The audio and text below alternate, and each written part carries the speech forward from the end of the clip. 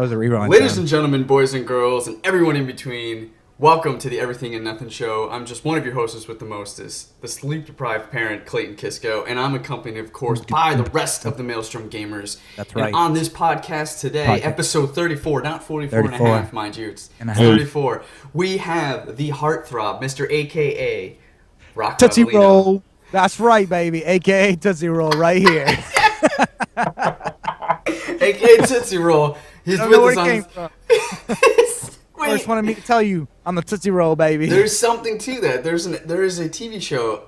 Yeah, it's like AK Tootsie Roll or something like that. No, I'm telling you where I stole this from, okay? If you guys haven't heard about it yet, Little Dicky, he's out there. He hits it up with AKA every time he hits a song up, and I'm AKA.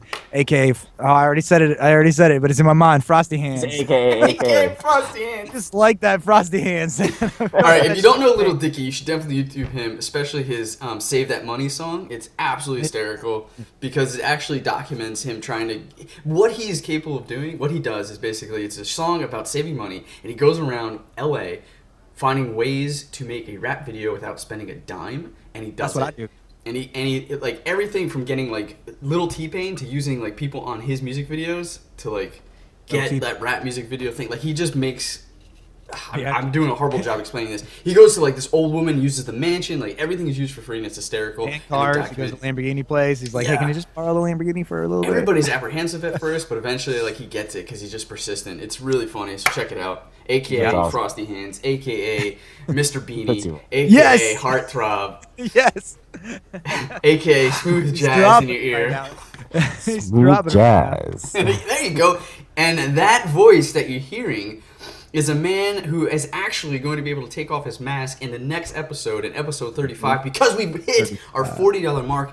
Guys, thank you for subscribing. Thank you for commenting. Thank you for sharing. There it is. It's taken a while, but honestly, what doesn't, stuff like this does take a while. And we really appreciate everybody who's kind of been with us and who's followed us and who's helped us. And because of that, we've hit our mark. We have new microphones for Ian. He's also going to take off his mask. He's a bit ugly, so, it will be jarring. It will be. Close your eyes first and be prepared. And but guys, he's about to sound really good. So, so without any further ado, the man that you hear but never see until the next episode, Mr. Ian, the Enigma. Boom, boom, boom. Actually, what's going on? That's how the door closes, man. I mean, it's like AKA, that's how the door closes. Right. AKA, I love it. AKA. Rocco's AKA and Lady Killer. And Ian is that's how, because that's how the cookie crumbles. That's how the door closes. That's how the door closes. And that's how you turn off a computer. I'm Ian. AKA on fire. So what do we? I mean, you need a new nickname if you're not going to be the Enigma anymore. Yeah. Damn, that's true. The artist formerly known as the Enigma. That could be something. I think. Just a symbol. Can I just be a symbol? Yeah. We're gonna have to think about this one a little bit. I'm gonna have a symbol. And then we're just gonna show it every time. You guys are gonna be a little nervous. He's got tattoos all over his face, like tears, like 5 of them. Yeah, and like he's got tears. Did you just say tears? Yeah. Yeah, because he killed prison. Yeah, that's right. Prison. And then not like a real Band-Aid, but a tattooed Band-Aid. Yeah, because he loved real Nelly. He loved Nelly. Yeah, that's what it was. And if you don't know who Nelly is, we're too old. We just gave away our age. Shit. No, it hasn't come to that. Like, no, he hasn't came back in forever, dude. He was like 90s. Yeah, I mean that's early 2000s. Early man. Shit. If someone is watching this, they don't know who Nelly is. There's some that probably don't, dude. Oh my They're like, Nelly, who the fuck is Nelly? How do you spell that? I never thought it would, but that's so obscure. I would have thought something else would have been the thing that made me feel old. But like Nelly, like that Nelly makes you feel old. That album they had, that fucking Country Grammar, was so good. Oh, Country Grammar. It's getting hot in her. That's a different album. I don't You're marshing my mellow AKA right now. album not known. Yeah. Now you feel real old. And that's how the album goes gold, y'all. I'm out. I'm out. Just piss me off, man. All right. Well, look, for those of you guys hopping on who doesn't know who Nelly is, or doesn't know AKA Tiny Curl, who doesn't know the formula, AKA half a heart. Who doesn't know the form of the show, let me explain really quick. It's very simple. Every week, the Maelstrom Gamers, we hop on and we do a podcast. We each bring a random topic for our discussion, but more importantly for your entertainment. And each topic, there's 5 of them, and they're each released topic by topic Monday through Friday. And then on Saturday, all of them rolled up with a full episode. You can get all these for free on youtube.com/MaelstromGamers channel. If you want to get them early, you can go on to patreon.com/MaelstromGamers, throw us a couple bucks, and we'll give it to you, to you early. The important part of that also is that even just $1 helps support us immensely and gets us closer to some of our goals that we want to do, including new equipment and maybe doing like a different show. Ian wants to do some cooking stuff. We stream League of Legends. Like, there's a bunch of stuff that we can do. We have it all up on there. You can read about it some more. If you don't have money, that's cool. You can support us for free as well. We have a Facebook. We have Instagram. We have the YouTube channel. So comment, like, subscribe, and share. Facebook, all that stuff helps. So please do that. I am sleep deprived, that so is this is killing coming me. out. The curl is killing me. I'm gonna actually get a tattoo of that shit right there in the Don't do forehead. that. Don't do that. AKA bad decisions. AKA brilliant. No. The other thing is we have iTunes podcast, but it's a little fickle. So if you've been looking for them recently and they're not there, I apologize. That's just something that's just been falling off the wayside. We're trying to fix that. But we have to look into that a little bit That'll be more. part of the topics there. That'll be part of the topics for today. As to why, My topic is how we fail. How we fail. day in and day out. How we fail. No. But speaking of topics, we're going to switch it up a little bit. We want to make sure that you guys kind of know what we're going to be talking about for the episode. So episode 35, which is what we're on. Ish. Not 34. 35-ish. This is how crazy 34. we're- This is 35. No, I thought you just. So okay. 36, episode 36, Ian will have his face off. And Face this off. is episode Face off. 35. Yeah. Brilliant Nicolas Cage movie. It's That's the what I was best. gonna say. That was a part of my trivia, bro. So today we're going to be talking about sports and kids. I know we talked about it before. We have a couple new thoughts on that, especially with Ian. We're gonna be talking about being a new parent. Why I'm so sleep deprived. We have a topic on willpower. So stay Yeah, you tuned for got it. that. That's of course Rocco, aka Life Goal Manager. Life goal. And then we have crazy drunk stories coming up. We're going to talk about some of the wildest stuff we've ever done while intoxicated and young and stupid. Yeah. And then we're also going to be talking about League of Legends Season 6. Every year, a new season for League of Legends comes out. Bunch of changes. And we're going to be kind of discussing our thoughts on the current changes. And, we've had some time to play it, and especially these two guys. And we're going to kind of like just dive into that a little bit. So let's start this episode off without further ado. And let's kick... Let's start. Why don't we start it off with understanding what a doula is? Because somebody I know that's on this podcast right now is a little bit famous for having a little segment on the news. That's right. It's because of something that came around. But explain what a doula is, please. Okay, so a doula is someone who you hire who is a professional. Think about it like a nurse, your own personal nurse that you work with leading up to the birth. Covering your birthing plan, where you're going to give birth, how you want to give birth, and all your needs during birth. And they are your advocate. They're there to help you with all the things that you've laid out, all the things that you want. And they're also there to help you. And this is very important because this often gets looked over, but they're also there to help support your significant other. So in this scenario, me. So my wife and I hired a couple doulas, and there was one doula with us. Why did you need a doula though? What happened there? Yeah. Why would the What happened there? like a lot of people are like it's all about, and this is and I'll get to my stupid analogy in a minute, but this is why people just always focus on. Sorry, I'm losing topics, losing my train of thought again. People tend to focus on the wife, and they don't really focus on the significant other because they think it's all about the wives, but in reality, it really is also about the significant other, because when that partner feels like they are not sleep deprived and that they are in their like their needs are also met, they can then focus all of that 100% energy on the wife, right, on the person giving birth, and that person will benefit from it. So little jumbled, sorry for that. I'm having trouble articulating, but There's kind of a reason for that, right? Let me ask you this: did they have dreads?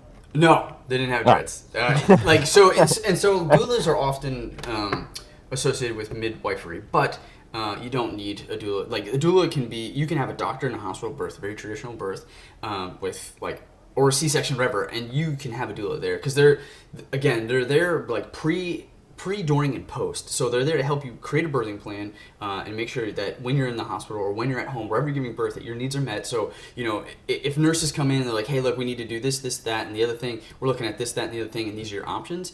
She is a liaison to say, well, look, they're talking about this, and this will lead to that. This goes against your birthing plan. Are you okay with that? Or she just said this. This means that. Or, what do you guys think? Or she said this. Do you have any questions about this, that, and the other thing? Like, she's really there to help make sure that you understand everything that's going on, right? So, like I said, she's there for the wife. She's also there for the significant other. So, like, I can go take a nap for 3 hours if she's laboring for 3 days or 2 days, so that I can come back refreshed. I can go take a piss. I can go take a shower. I can go eat. It allows me to be fully recharged, so I can be there, fully present for my wife. And a lot of people think, well, whatever, I don't need that. I'm gonna tough it out. But it makes such a huge difference, because here's the thing, and this is where I was going with the analogy, is like, and I'm struggling to find a great example, but like, think about it like, I don't know. You can go to Disney World, right? And you can have a really fun time. But like, let's say in order to get to Disney World, you got to drive for 18 hours, and you only have time to go to Disney World, and then you got to drive back. You're gonna have fun, but it's gonna be kind of miserable. Now imagine if you could hire someone to drive you to Disney World, wake up, enjoy that process, and then hire someone to drive you home. It's really that big of a difference. You don't need it, but I'm telling you, when you're there and you're not sleep deprived, my experience was so wonderfully memorable that it was like, it didn't have one negative thought. And you might not think you'll have negative thoughts with the birthing process, but it's not as hard and it's not as grueling. And so like, you really just were all there focused in having to enjoy that process 100%. So, well, so what I got from that, Clay, is that you slept most of the time.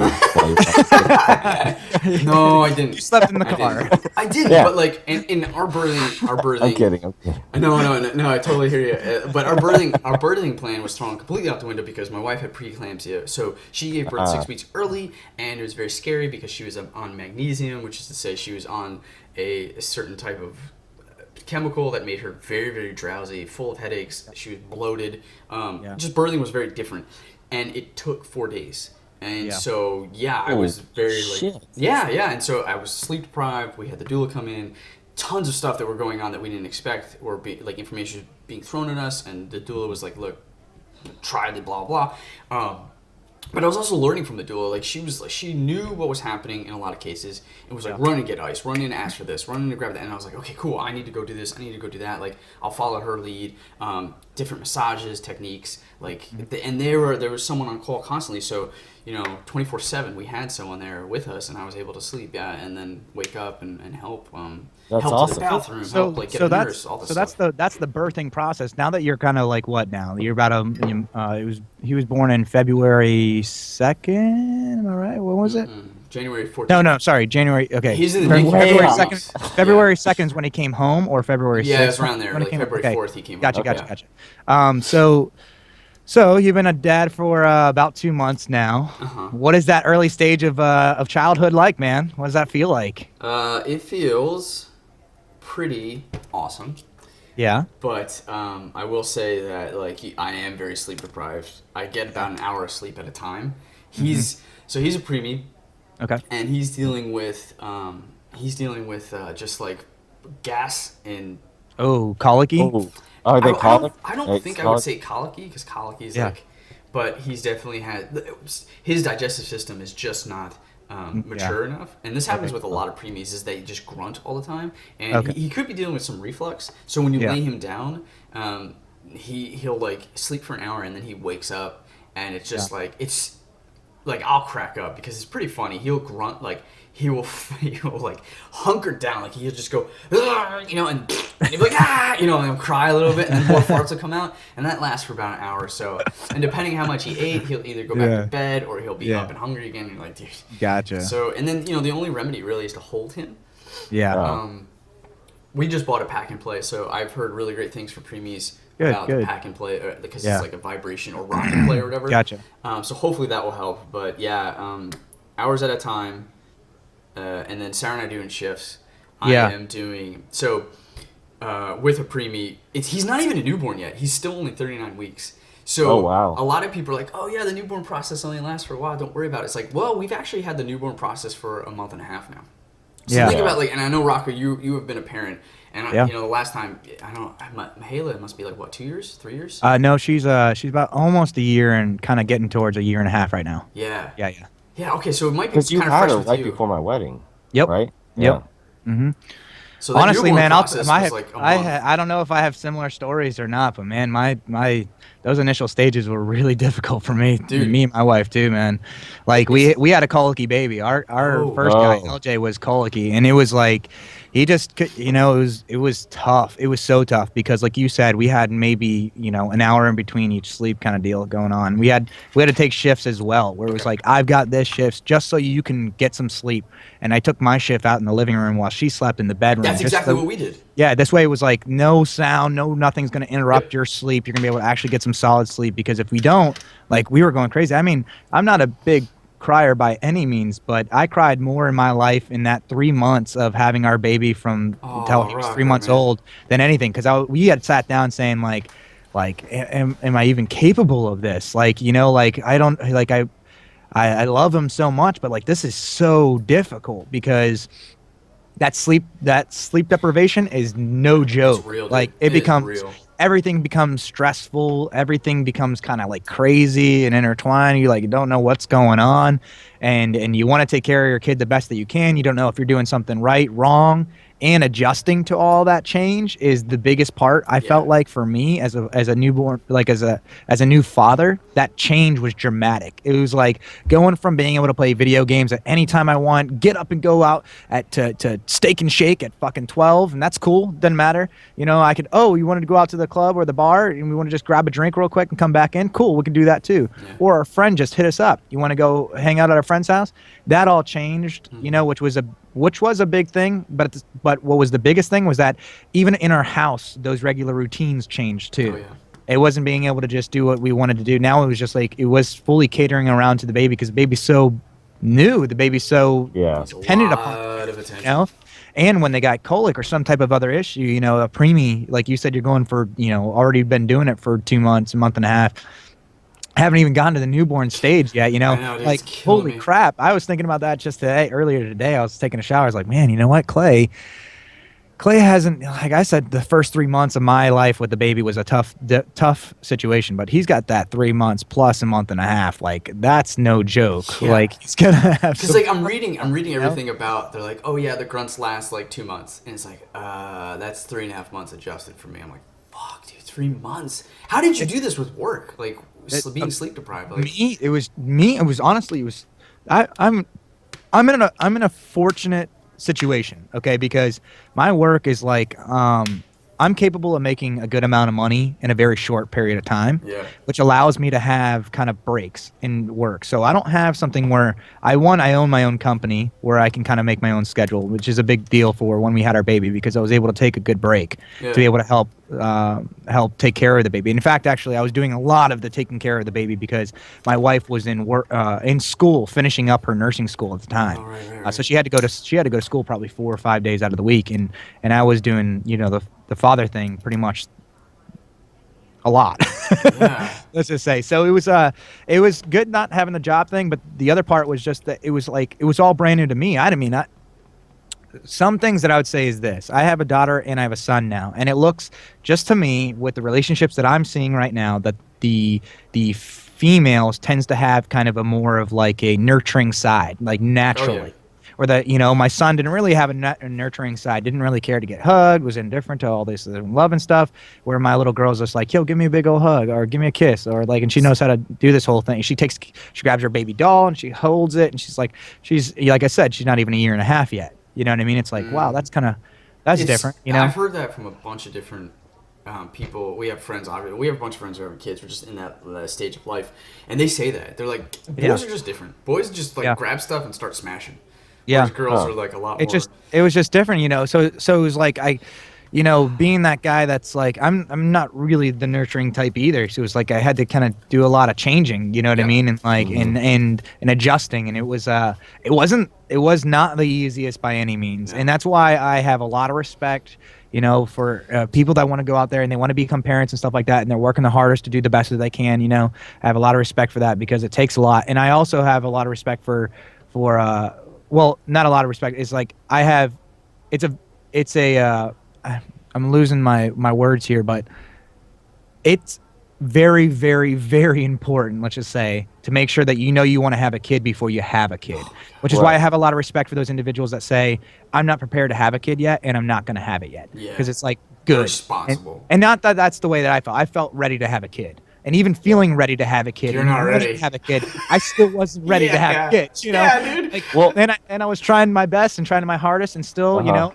it got us through. We're here today. We're still alive, but it was like I said, I became a crier in the 3 months because I was like, I don't know what's going on in the world. Like my life is, I don't know if I can live any longer. This is tough. So what's interesting is You that know- a doula will come after the birth as well and check up on you. How are you doing? How's the That's mom cool. doing? How are you breastfeeding? What else? What other needs Reason do you why need? I was And asking here's because some we didn't have that recommendations. kind of experience. You know what I mean? Like for Oh. us, it's like, you know, from your little episode that I saw that hopefully you'll post underneath this video and then everybody can see Oh, your yeah. famous. Yeah, you got to. You're Famous, famous, video. man.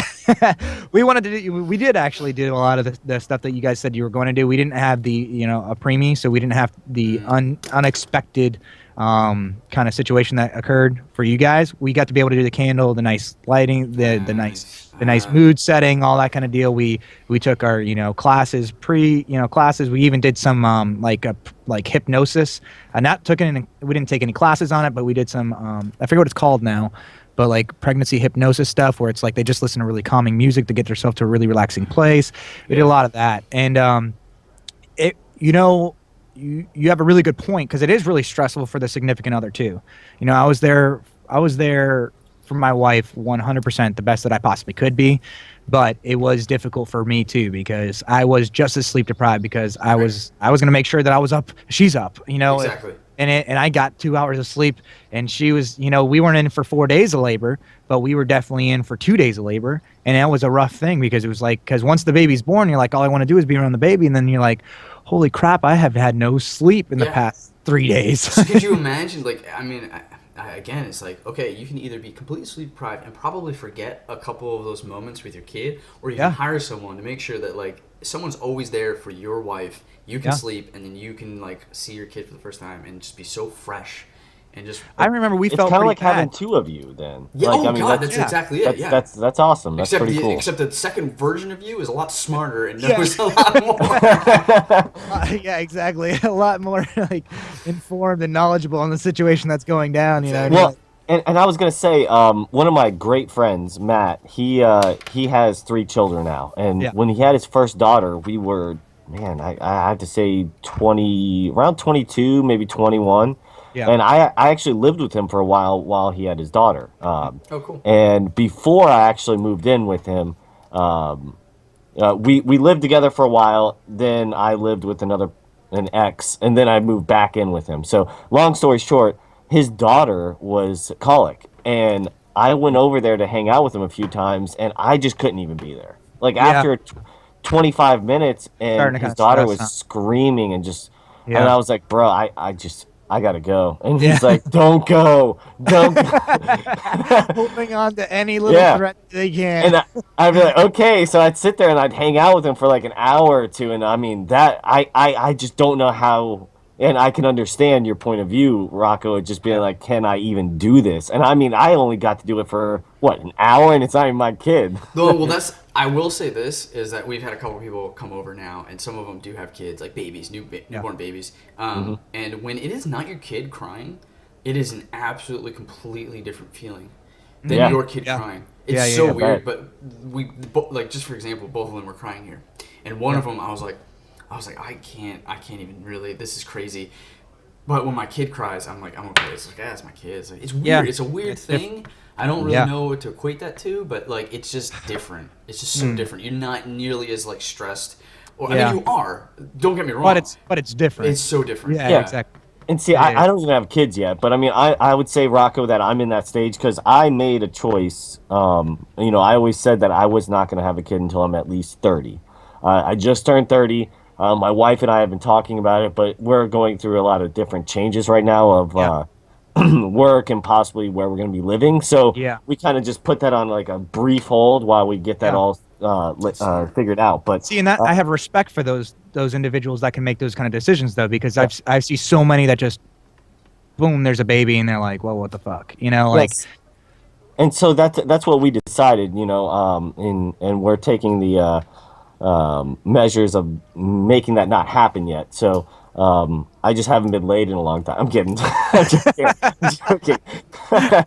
No, but Kids will do Yeah, kids will do that. I can imagine that, but no. So that's kind of like where I'm at. I'm actually ready to be a father, and Taylor tells me a lot. She's like, "Are you mad at me?" And I'm like, "I'm not mad at you at all." Like I'm like, "This is a smart decision that we decided both together." Yeah. She goes, "I know that because a lot of things are happening with me."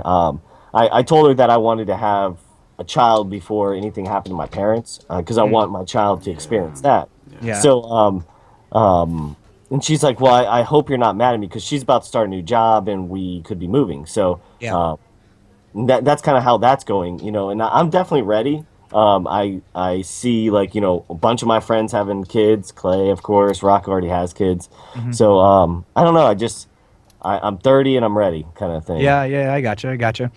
See, that's what I was saying is like I've met a lot of individuals though that didn't have that. They just kind of ended up having a baby. Nothing against people that have a baby, and the part that I have against is where individuals have babies and then they can't deliver to those children and be those parents that they need to be. That's the part that I have a problem with, and it tends to happen from what I see more with individuals that have babies unexpected because there's some type of underlying resentment built up towards the baby. Like, you ruined my life. Like, first off, like your decision. to be able to even have the baby, you did something yourself. Yeah. And not everybody, a lot of individuals still have used some type of protection or done something and still claim that, oh wow, we still had a baby, and that it is possible, but even taking some precautions, which is why it's like, well, then just don't do it, which is a tough one to say. Dude, Yeah. I was gonna tell you this before we move on. When you're sleep deprived, it's so easy to snap. Oh yeah. And so I don't know, Rocco, if you have any stories, but I recently had one of the funniest snapping moments at my wife the other day, and we both snapped at each other. But I guess she had eaten, and I made breakfast. She'd eaten first. I held him, and then she was holding him, and she was like, "Hey," and I'm eating, and then in the course of eating, she's like, "Hey, can you? Okay. Hey, can you? Okay. Hey, can you?" And then so by the fourth time I came in, she's like, "Yeah, can you do it?" And I was like, I was freaking out in my head because I just wanted to eat. But I knew that this freak out request moment was going to come off as like bad, so I wanted to make it as just funny or not threatening as possible. That's the word, not threatening as possible. You just threw the ball. No, so I came in and I was like, okay, and then she's like, and I was like, I just want to eat right now. So I started doing this dance, and I was like, I just need to eat right now because I started walking, and she's just like, go eat. I was like, I can just have 5 minutes to eat. Yeah. If you don't let me do my robot dance, shit's going down. She's like, get out of here, go. And I was like, she's like, oh, that's great. Yeah. No, man. I honestly, because it's not so fresh in my mind right now, I would say that yes, I have had those situations occur. I can't bring it to the plate right now, just because, honestly, I had them. We all go through those situations where you're just so sleep deprived, and you don't mean to take it out on your significant other by any means, but it usually does translate sometimes just because of that stress that's being built up. And even if it's something simple as like, hey, can you do that? Hey, can you do that? I'm taking care of the kid. All I want to do is take a shit. AKA shit taker. AKA shit taker. Close the door. Yeah. And it's only gonna it's now it's a part of your life. It's now gonna change. I think I'm a father of a preemie who's going to constantly worry about stuff until they get to a newborn. And then I realized that's not going to change. When they get to be a newborn, I'm still going to worry. Yep. When they get older, I'm still going to worry. When they get to be 6, 7, 10 years old, I'm still going to worry. When they want to go into sports, I'm gonna be worried. So talking about sleep deprived, I'm not getting up every hour, but I am getting up nowadays. I am still getting up in the night. There's like last night, for example. The little one will wake up and just be like, "Hey, mommy, I love you. Mommy, I love you." Fuck to sleep. Until somebody replies back, this little jit is just gonna be like, "Mommy, I love you. Mommy, mommy." Come back to bed, mother. So what do you do? Do you just go in there and be like, I love you too? I'm like, remember that conversation I had with you before you went to bed? He's like, yeah. Like the one where I said, don't. If you wake up in the middle of the night, you need to get yourself back to sleep. Just relax, go back to bed. Yeah. He's like, yeah. You need to do that. Shit out of Awesome.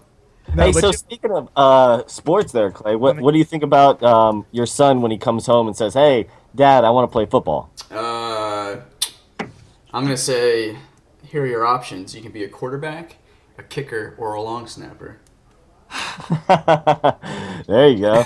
Yeah, I mean, if they want to play football, that's definitely. I don't know. I played football when I was a kid, in high school. I didn't play. What do they call it? Little League or, Pee Wee football or whatever. Football. I never played PU football, and honestly, I question that would be really tough for me without doing any research. I know we've talked about this a little bit before, and I think now that I have a kid, my views are a lot more cautious and cautiously optimistic. I would have to do some research, see what they do as an organization in terms of helping kids tackle correctly.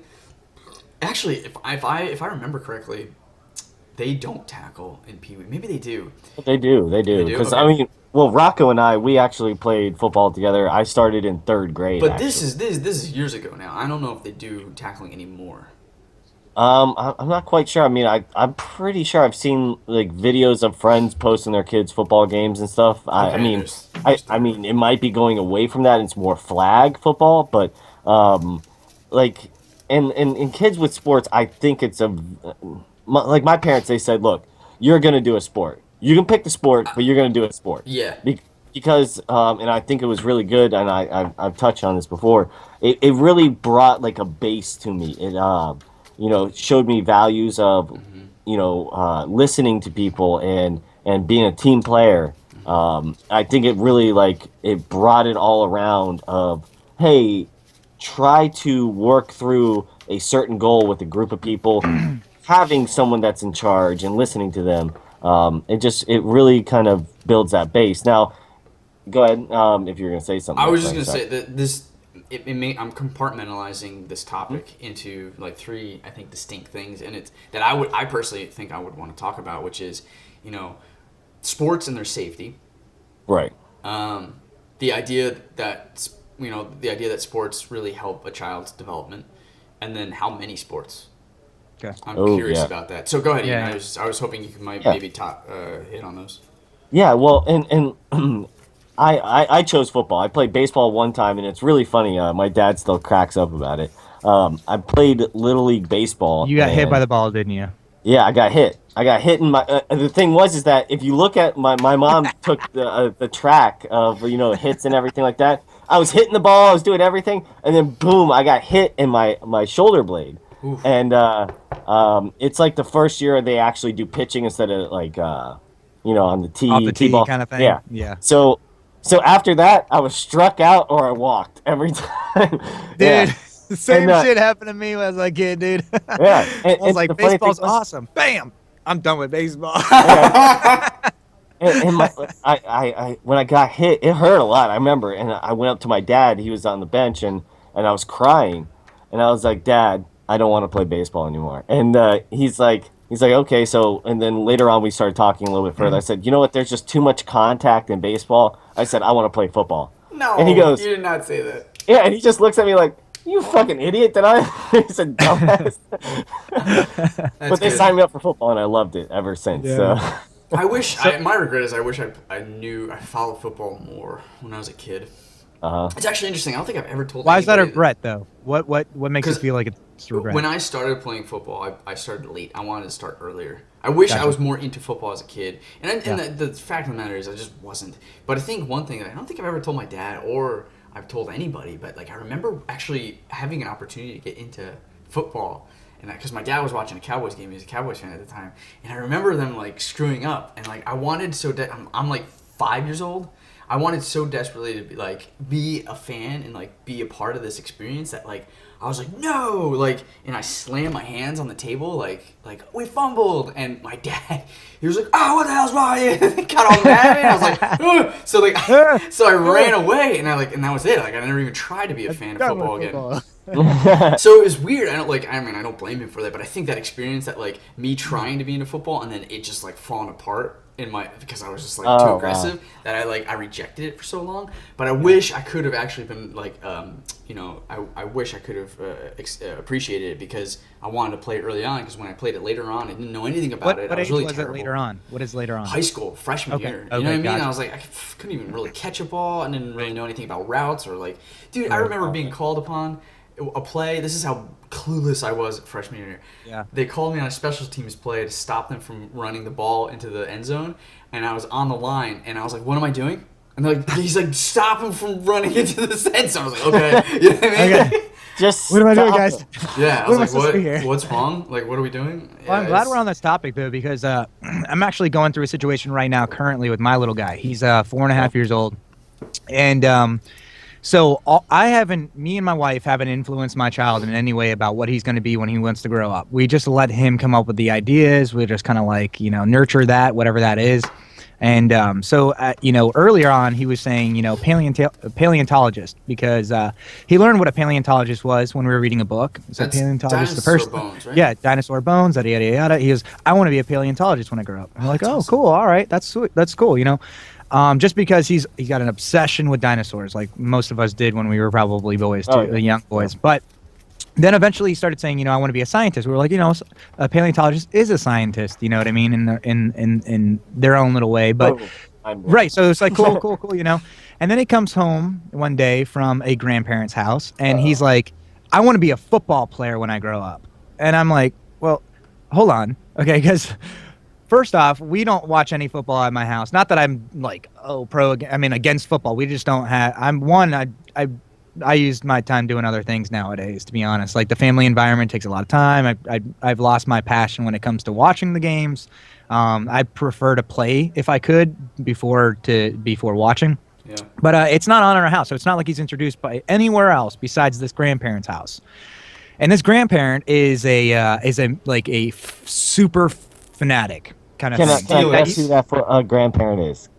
I know you know who that is. So this individual has had to have obviously had some type of major influence over my son, and this with something going on where my son's going to come home and be like, hey, I want to be a football player when I grow up.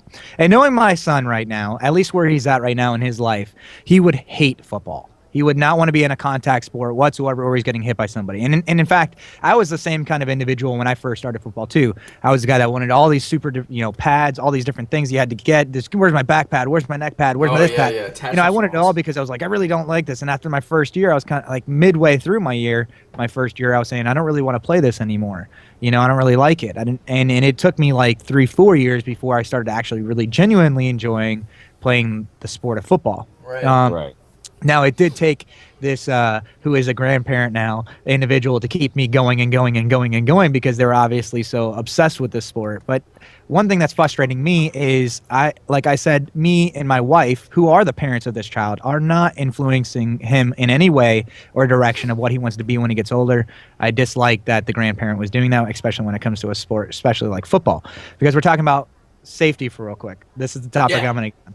Okay, because when I played football for 13 years of my life. I have knee issues, and I will say that I feel like they came from playing football because of either receiving the ball out in the open field or carrying the ball as a running back. You get hit in the knees all the time with helmets, pads, anything. You get hit even above, and you're taking weird falls, and your knees are taking a lot of the impact. I've torn my ACL twice now. Like, it's not just I think hypochondriac, I got bad knees. No, I had bad knees to the point where things are ripping because they've had too much injury, and I can feel them whenever I do any type of weightlifting or any type of running or anything that's on cement. I can feel my knees starting to have major issues. Not even my bad knee with the ACL injuries twice. My other knee, which I would consider my good knee, still feeling that pain. But I feel like it was derived from early childhood sports. High impact Right. childhood That's sports. important to Okay, note. because like I was playing soccer before I got into football. In soccer, I mean, there's injuries here and there, but nothing Oh, where it yeah. was. And there's gonna be like, okay, broken ankles, different things going on, stuff like that can happen. But it's not where it's like every play that happens and occurs, there's major impact happening. That could be like maybe once every 3 games you actually get laid out by somebody, in a situation. You Do know you, what I mean? do you think Not they every, huh? do you think they Ian and I were talking about this. Do you think they've changed the way that Pop Warner, that's it, Ian. Pop That's Warner it. football There you go. Oh yeah, yeah. has PPA. changed. Yeah. Like, are they still tackling as much? Like, I know that there's been a huge. It's just I don't think it really matters, man. You can say, okay, don't tackle this way, don't tackle that way. You're still getting tackled at the end of the day. We're talking about that impact that your body's receiving, and I don't And know. That's like- what I was leaning towards with Ian too. Like, when you're that young and you're still growing, Yes, that's a you're major more thing. you're more susceptible to some issues. So like, Think about 1 second though. So think about two people bent over, and you're going to make contact with one another, and you're young, right? So you're getting ready to go hit each other, and now you do this for 13 years, like I said. You know, I've been playing for 13 years, and think about the injuries that can occur to your spinal cord. You know what I mean? Like boom, boom, boom, boom, boom, and you're doing this like all throughout practices, which are 3 to 4 days a week. Then you're going and doing it in a game, and you're doing it for 13 years straight. And you're talking about over and over and over and over, and you're hitting in the shoulder. And I have shoulder issues now. I go to do my chest press, and it's like, where did that even occur? I'm not a pitcher. And I haven't done any of that different stuff or a tennis player where it's like nonstop, the shoulder action's going on. I'm like, where could that have occurred? Well, maybe from tackling constantly with the shoulders, you know what I mean? And just, you talk about a million repetitions, you're probably going to have some type of injury, especially when it's in your growth, stage. okay, And if you think about it, Rock, I was a fullback and an outside linebacker, most of the time. So I have a really bad right shoulder now. Yep. I can actually just grab the end of a table and pop my shoulder out and then pop it back in. I know It's like click, click, click, click, so click, click. real quick on this topic, the new rules for Pop Warner are as follows. No full speed head-on blocking or tackling drills in which the player lines up more than 3 yards apart are permitted. Having two linemen in stances immediately across the line of scrimmage from each other, and having full speed drills where the players approach each other at an angle, but not straight ahead into each other, are both permitted. However, Like there the should be no- Oklahoma's kind of situation. I guess, yeah. Dude, So like, those sucked. right. Oh my god, dude, they're the worst. The amount of contact at each practice will be reduced by a maximum of a third of the practice time, either 40 minutes total of each or a third of the total weekly practice time. In this context, contact means any drill or scrimmage in which down the line versus down the line full speed drills and scrimmages. In addition to the above, we would also like to reiterate the technique portion of Rule 14 of the Pop Warner National Rulebook, 11-man tackle football, regarding teaching safety blocking and tackling techniques, which states blocking so it's just and then furthermore They change up, so they change up the way the practice is kind of ran, saying we can't do like these major. significant less. Do you? I mean, the thing is, do you really think a lot of? I mean, there's probably people that do follow that, but there's going to be a lot of places that are like, they don't even care. I don't know. I tell you what. Like, how many times have you seen a parent at a practice? Yeah, that's true. My mom was at every practice actually. But you gotta, So but there's gotta be parents that are gonna gotta be live checking here in the that. South. I've coached kids in middle school. You're For blurry, 3 Ian, years. by the way. Yeah, Ian, you are blurry. For 3 years, I coached kids in middle school, and I guess what you would call PAL, middle school, whatever it'd be. Actually, it's not PAL. It's like. I actually like that because I thought coaching football would be fun. Yeah, I don't Okay, know. I Ian- liked it. Ian I liked it, but I also saw a lot of what I felt like I Right. personally went through as a child too, where I was saying that you're just kind of being forced to do it by another parent figure. You know what I mean? I saw a lot of individuals out there that are being forced to do it, like, oh, you got to toughen up, you got to be this. Like, it just might not be the kid's personality. They might not just be about this. They might have different strengths, and you're right now you're trying to like, exploit them on their weakness. Like I think we just need to, there's, I don't know, you know what I mean? Like. My stand is that I think that a sport like something so high, with so much contact and stuff like that, with something like football, I think should be really, really thought out before the individual goes into doing like a huge amount of time invested into it, because there is a lot of injuries that come out from it. And there's even a lot of documentaries that are coming out right now talking about the concussions, that the real damage that comes from concussions. Yeah, and they're talking about that from even boxing and MMA stuff, like the major effects of what happens from these concussions and stuff that occurs on a regular basis from sports like football. Well, what's pretty interesting about that is that I played football, of course, you and I did for a long time, and Then as an adult, getting into like almost a martial art, being in Yeah. jujitsu, I almost prefer to have my child learn that than go to Yeah. play Yeah. football. And I I mean, love football. I mean, I yeah. still Yeah. enjoy Yeah. it, but um, I think I would too, honestly. Like I think I'd prefer that. Like if he's gonna learn something physical, something like that. I mean, I feel like there's a lot. I don't know. I think I would prefer that too, to be truthful.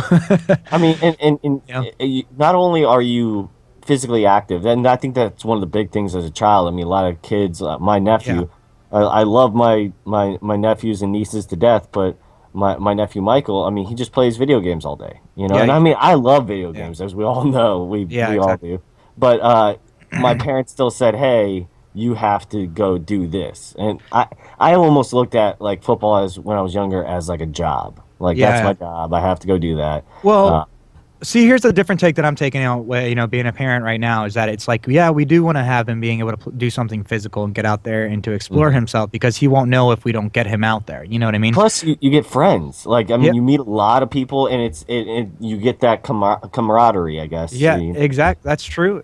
So what we did is we asked him, what is it you want to do? Like Yeah, what is it you want to play? We'll show you the different stuff. And his choice right now is soccer. So it's like, okay, cool, we'll do some soccer and stuff like that. When it comes to football, yeah, the choice could be there, but the choice right now for us as parents is not going to be there for him. Just because we're like, we're going to take some time for you to grow a little bit first, for you to get to some different mental states. If you feel like you still want to get there and you want to try it out, then we'll let you try it out, and get out there and explore it. Now, will we make you and force you to go through an entire year? No. But what we'll do first is we don't like to raise quitters by any means. We'll right, probably incorporate you in some type of like camp first, where you get to just do like a short period of time of hitting each other and doing these different things. And if you don't enjoy it at that point, you probably shouldn't do an entire year of it. You know what I mean? right. And we won't That's a good start you idea. up in it. But, you know, one thing I had read before, and it's like I wish I had the article in front of me because it made some really valid points, and I'm not going to do it justice by just saying it right now, but it was talking about changing one C to another C, which was changing competition to cooperation, and that Okay, sports right now ingrain in us a competition and a more of a separation, like at a like deep level, like when we get to be older, about you're different than I'm different, and like and I got to do better than you kind of thing, instead of a right. working as a team so much. And I'm like, Well, there's some team building stuff in there, I feel, mhm. but I also do see some of that competition side too. Like, and I said, I'm not going to do it justice right now. I wish I had the article in front of me because it made some really valid points, but um I could see Now where they're. that's a great idea, Rock. And I really like it. And I understand, being cooperation and everything instead of like, a competition. The only thing is that I don't like is that a lot of places and these sports are kind of giving everyone participation Oh no, rewards. okay, yeah, I'm Is that not what you're referring. saying? Not referring to that. What I'm referring to is Okay. that mindset of like, I'm gonna get happiness by beating you. You know what I mean? Like that Oh, okay. competition side. By my happiness is only achieved by putting you underneath me. You know what I mean? Like it's like Yeah. this. It's an underlying thing though, where it's not like a Mhm. hey, we're just playing the sport to enjoy the sport all together. We're having a good time. Yeah, we won, but it's okay too. You know what I mean? Like nothing. Right. Like it's not. It's like I said, I'm not doing it justice. I wish I had it in front of me because it was a really good article. And when I read it, I was like, damn, you know what? This makes some really good points. But it's just a way of kind of changing because that gets thrown into our adulthood too. You know what I mean? And like Oh you can yeah. see, and it just, and instead of it, because I'm a big time humanist, which is why it makes it. I differ sometimes with that opinion. You know what I mean? Because it's like I want to see us all to come together as a whole, and there's so many Right. things that divide already as it is, and that I feel like sometimes sports do the same thing. Yeah, Sometimes, you they know, do, yeah. and it's like not But always, just sometimes. now, something that I think that a child has to experience is okay. So the first year I played, I think it might have been your first year, maybe your second year. Yeah. It was when we were in third grade. We went undefeated. We went undefeated in Yeah. football, and we won every single game. And I remember the second year going in, and we're still talking about football, and we have Xander here, Yeah, the we're just future fucking football around star. for a Okay. second. I'm kidding. I'm kidding. That's about being the dad, man, the early father, the stuff you got to Yeah. do. So what I was saying was that second year, and we lost our first game, and I just remember being like that. It felt terrible, but Yeah. and my dad told me he's like, look, you're not gonna win every time. You're Yeah. Yeah. not always gonna be, going to play in an NFL stadium when you're in third grade. That just doesn't always happen. So you have to have that reality kind of check. Yeah. Hey, It's you're gonna humbling, win or right? lose. You know, So what's one that? It's humbling to know one that It like really is. that And I, losing is I part of it. sat there and I remember just sitting there like, holy crap, this is, and I cried. I Yeah, remember yeah. crying in the car. I was like, this is terrible. This is a horrible feeling. And my yeah, dad was just like, hey, suck it up. This is real life, And I was yeah. like, well, I guess that's the way it is. That's the way the door opens. And that's the way the door opens. Nice. Nice. Awesome. Yeah. Well, that's good, man. Like, it's you know, going into a sport and having that kind of competition as a kid teaches you a lot of different emotions and a lot of different coping mechanisms. Hmm. And it's really easy to quit and kind of like give up. But if you have enough willpower, you can. This goes to one of those facets that you were talking about, though. Is it necessary, like, to learn all those different things, though? I feel like a child could go into a spelling bee Oh and get the yeah, same effect emotionally that you absolutely. would learn from losing a football game Oh, if of you course. lost a spelling bee. You know what I mean? Yeah. Like, and team building, I feel like I've learned a lot more in team building, not from sports, but from having to do art projects with a group of people and having to come together to build some type of project and having to have everybody's differing opinions to be able to work together. I feel like I Nerd. built. Well, I'm call it I'm what it kidding. is. No, I I feel like I learned. I feel like I learned a lot more team building from that than I did from sports. I felt like in sports it was still, even though it was a team, it still felt Mhm. like in league actually, for example, Oh where yeah. it's a team game. Still feels like there's a lot of individuals trying to just I, and there is no I in team. We all hear this all the time, but it's like they're really driving on just the individual themselves, not really about the team, not the team as a whole. Like how many touchdowns did I score? How many? And we even say it sometimes like, oh, I haven't gotten a kill yet. I want to kill. I want to. It's like a scoreboard thing. You know what I mean? Yeah. Like a kid on the. We played with some of these individuals too back in the day with Pal, and you know this, Ian, that were just a lot. Did I score a touchdown? Did I get the ball? How much did I get the ball? Like they didn't care It's like anything that's not about the the team. point. But Yeah. that's what I'm saying. That cooperation instead of the competition. You know what I Yeah. mean? Or it's like yeah, there's stuff there that maybe it's just not being delivered the right way. You know what Right. I mean? Like, and I feel like I learned more as these team buildings, some of this stuff that there's a lot of individuals that say that it can only come from team sports, but I feel like I learned a lot of these different qualities from other walks of life that weren't sports related. You I know? mean, hell, I think the first time I scored a touchdown, it was like season 5 or something like that for me. I mean, I was a lineman for a long time, and then Yeah, I finally got to be a fullback, which was kind of cool. yeah, But yeah, having those, I think it's important to have a kid in some kind of, be it a sport or not. Like if they're on the debate team, who cares? They need to have that interaction with other people, and they have to have some sort of competition only because it kind of prepares you for the real world. Because if a kid sits there and goes, "Oh, hey, I get no matter what, I'm going to be okay," out in the real world, quite honestly, that just doesn't happen. You're not yeah. always just going to be handed things. You're not just going to always, "Oh, hey, you did a great job. You did a good effort. Here's a promotion." That's just You doesn't had a happen. great job. Yeah, you had Yeah, a great job.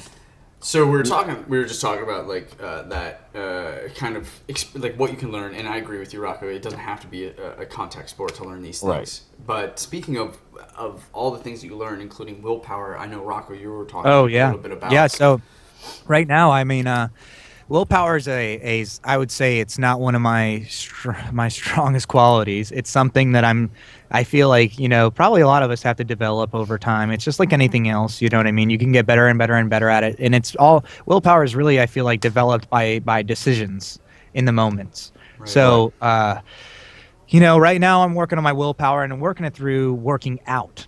Where for the past 2-3 years, I have just walked away from something that I was doing like heavily, Every day. and I don't mean like, oh, bodybuilder kind of stuff, just like keeping myself healthy, keeping myself, strong to some extent, was just Hmm. trying to do just making sure that I was getting in there and doing it, not on an everyday basis, but just on a regular enough basis where I felt like I was physically fit Do you and feel flabby at all?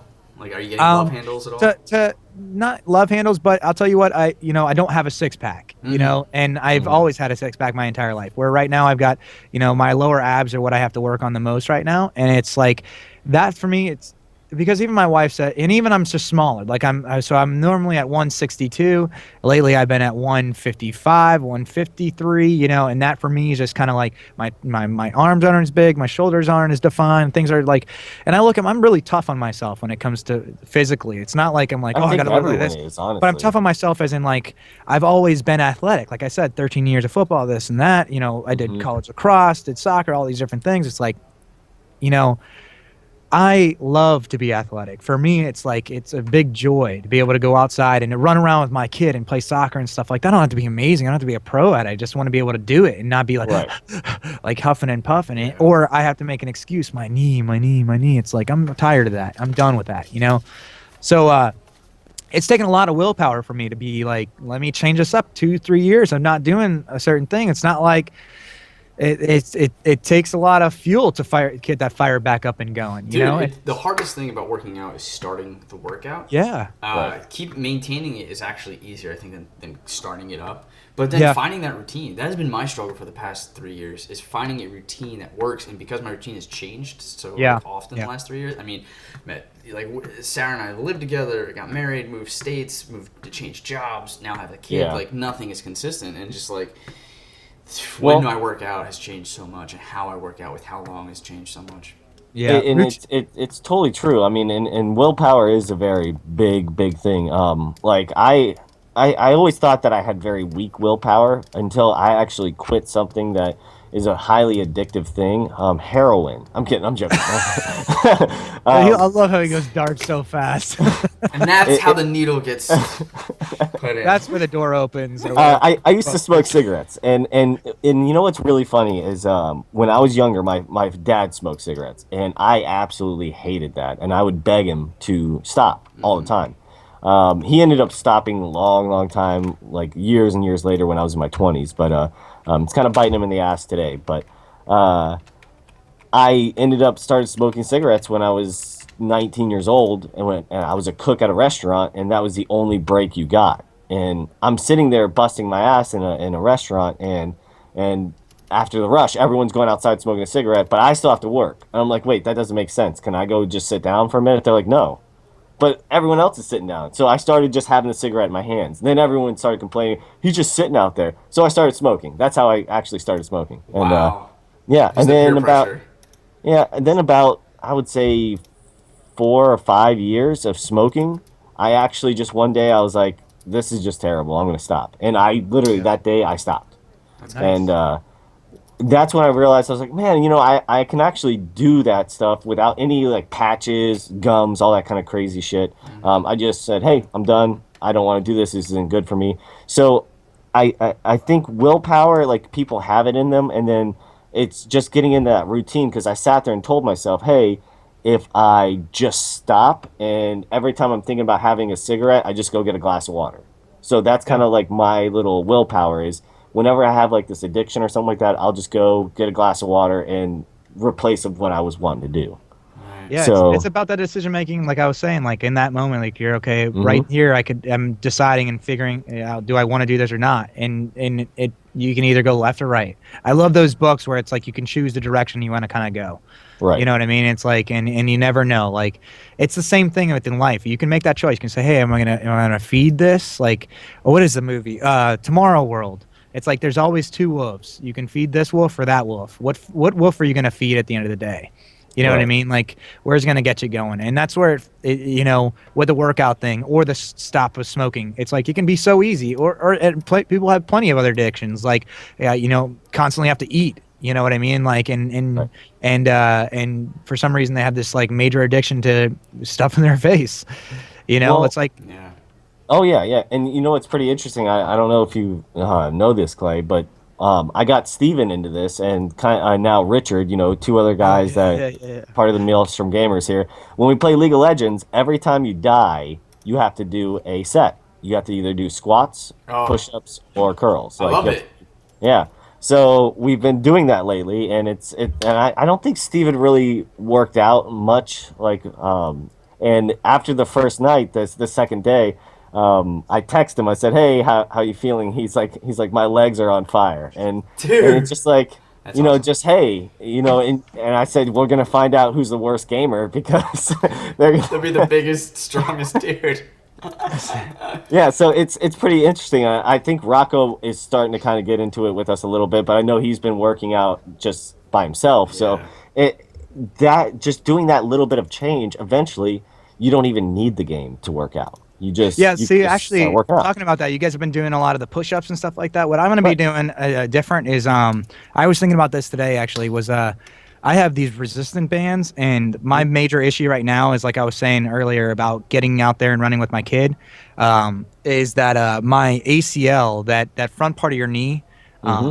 like the muscle right here. I don't know if you guys can see, but the muscle right here on your knee, that one is what I need to build up so that I can be able to run a lot easier. So what I'm going to be doing is that instead of doing push-ups and whatnot, I'm going to use that resistance band on the bottom of my chair and do leg extensions to build There up you that, go. that muscle. So I'll do 20 leg extensions with that resistance band on to be able to doing leg extensions to start building up that muscle. Which And just watch our streams. You're gonna see because Rocco's gonna have the biggest leg in the world after it's that. 'Cause one he leg. dies all the time. Just one leg. That's it. Just my left leg's gonna be huge. That's awesome. No, man, it does take a lot of willpower to be able to start anything new or to get rid of Mhm. something bad. You know what I mean? Like, and as of late, like you said, Clay, it's about getting that routine. And for me, it's about, saying I'm not gonna make an excuse about it. I'm gonna get out there and I'm gonna do it, and I'm gonna do it every day until it becomes a lifestyle. And once it becomes that lifestyle, it no longer feels like it takes willpower anymore. It's just something that becomes a part of your life. You know what I mean? And you're like, all right, I'm ready to do it. And and you're not forcing yourself to go in there to go to the gym. Like even still today, it can be about 3, 4, 5 weeks before I'm okay with going to the gym to do my legs. Yeah. What You do know? they say is you do something for like 30 days and then it becomes a habit or something like that? Yeah, what So- I heard is like 21 days straight of something, and then eventually it becomes kind of a habit. And it takes the time to make sure you're doing it every day for those 21 days. You know what I mean? Right. Like that's Because you can easily spend, what, 2 hours at Yeah. the gym? Like, and Oh, that's I will right now. So huge right now, commitment. like I'm starting it slow. I'm doing about in 45 to an hour just to get myself in the habit, Yeah. getting in there, doing it. Eventually, that time grows because there's more and more and more that I want to do. Right. I get more specific on it. I'm like, okay, well, this little muscle here and that little muscle here, I want to start to grow. It means I got to do this exercise now.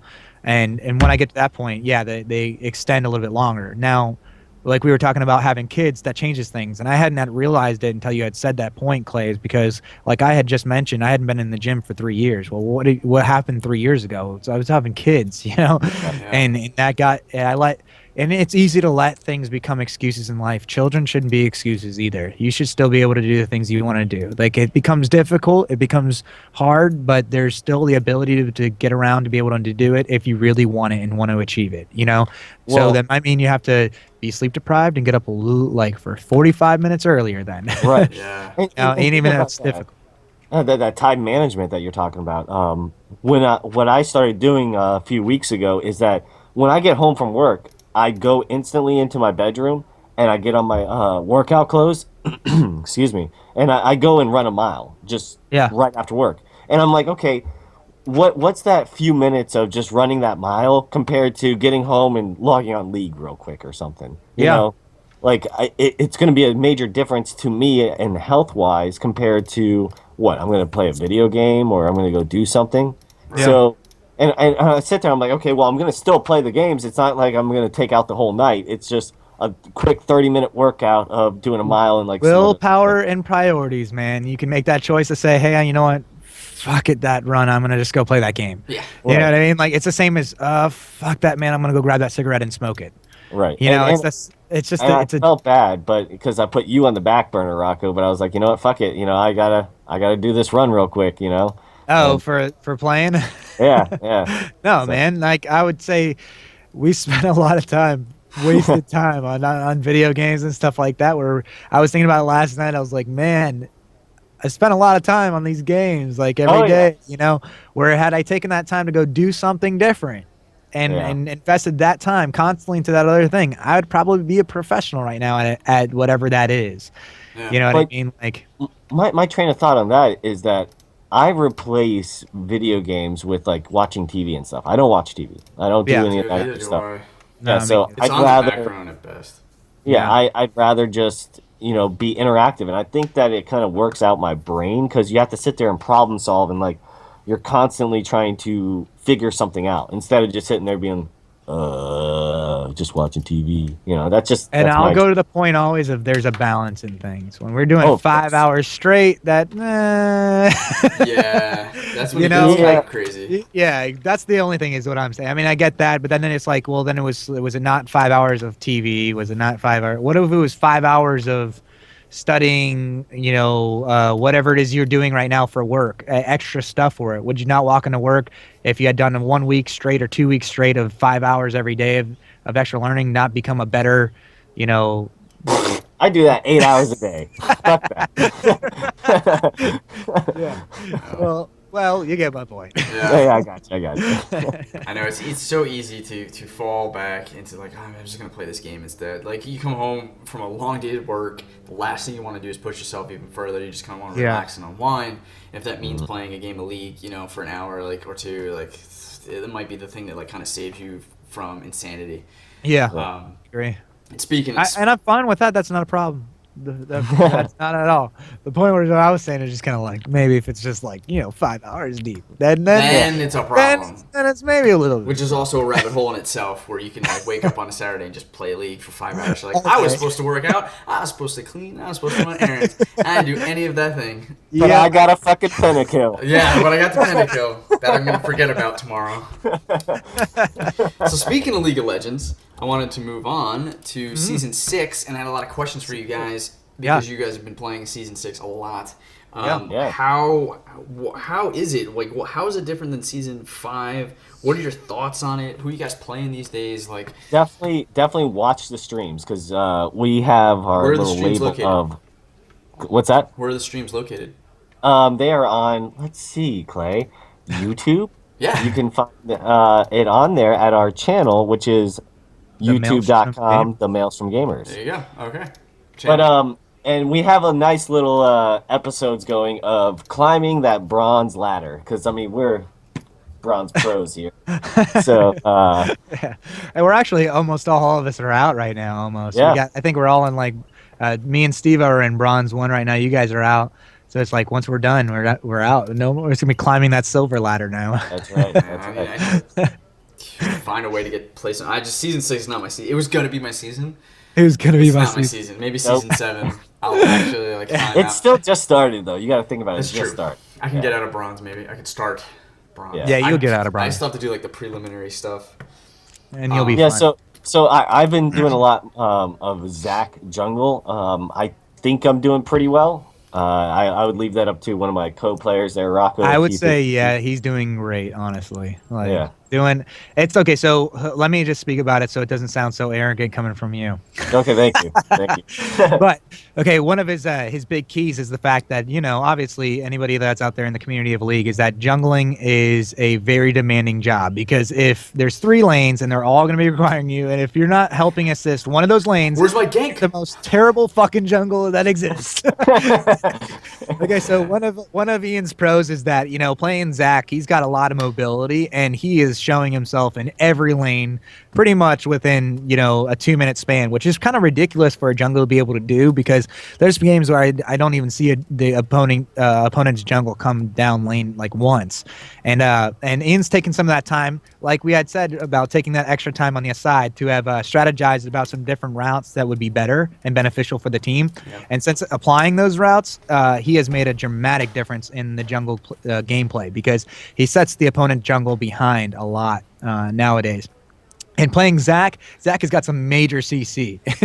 And in situations where you're just kind of like, oh, Ian's totally dead here.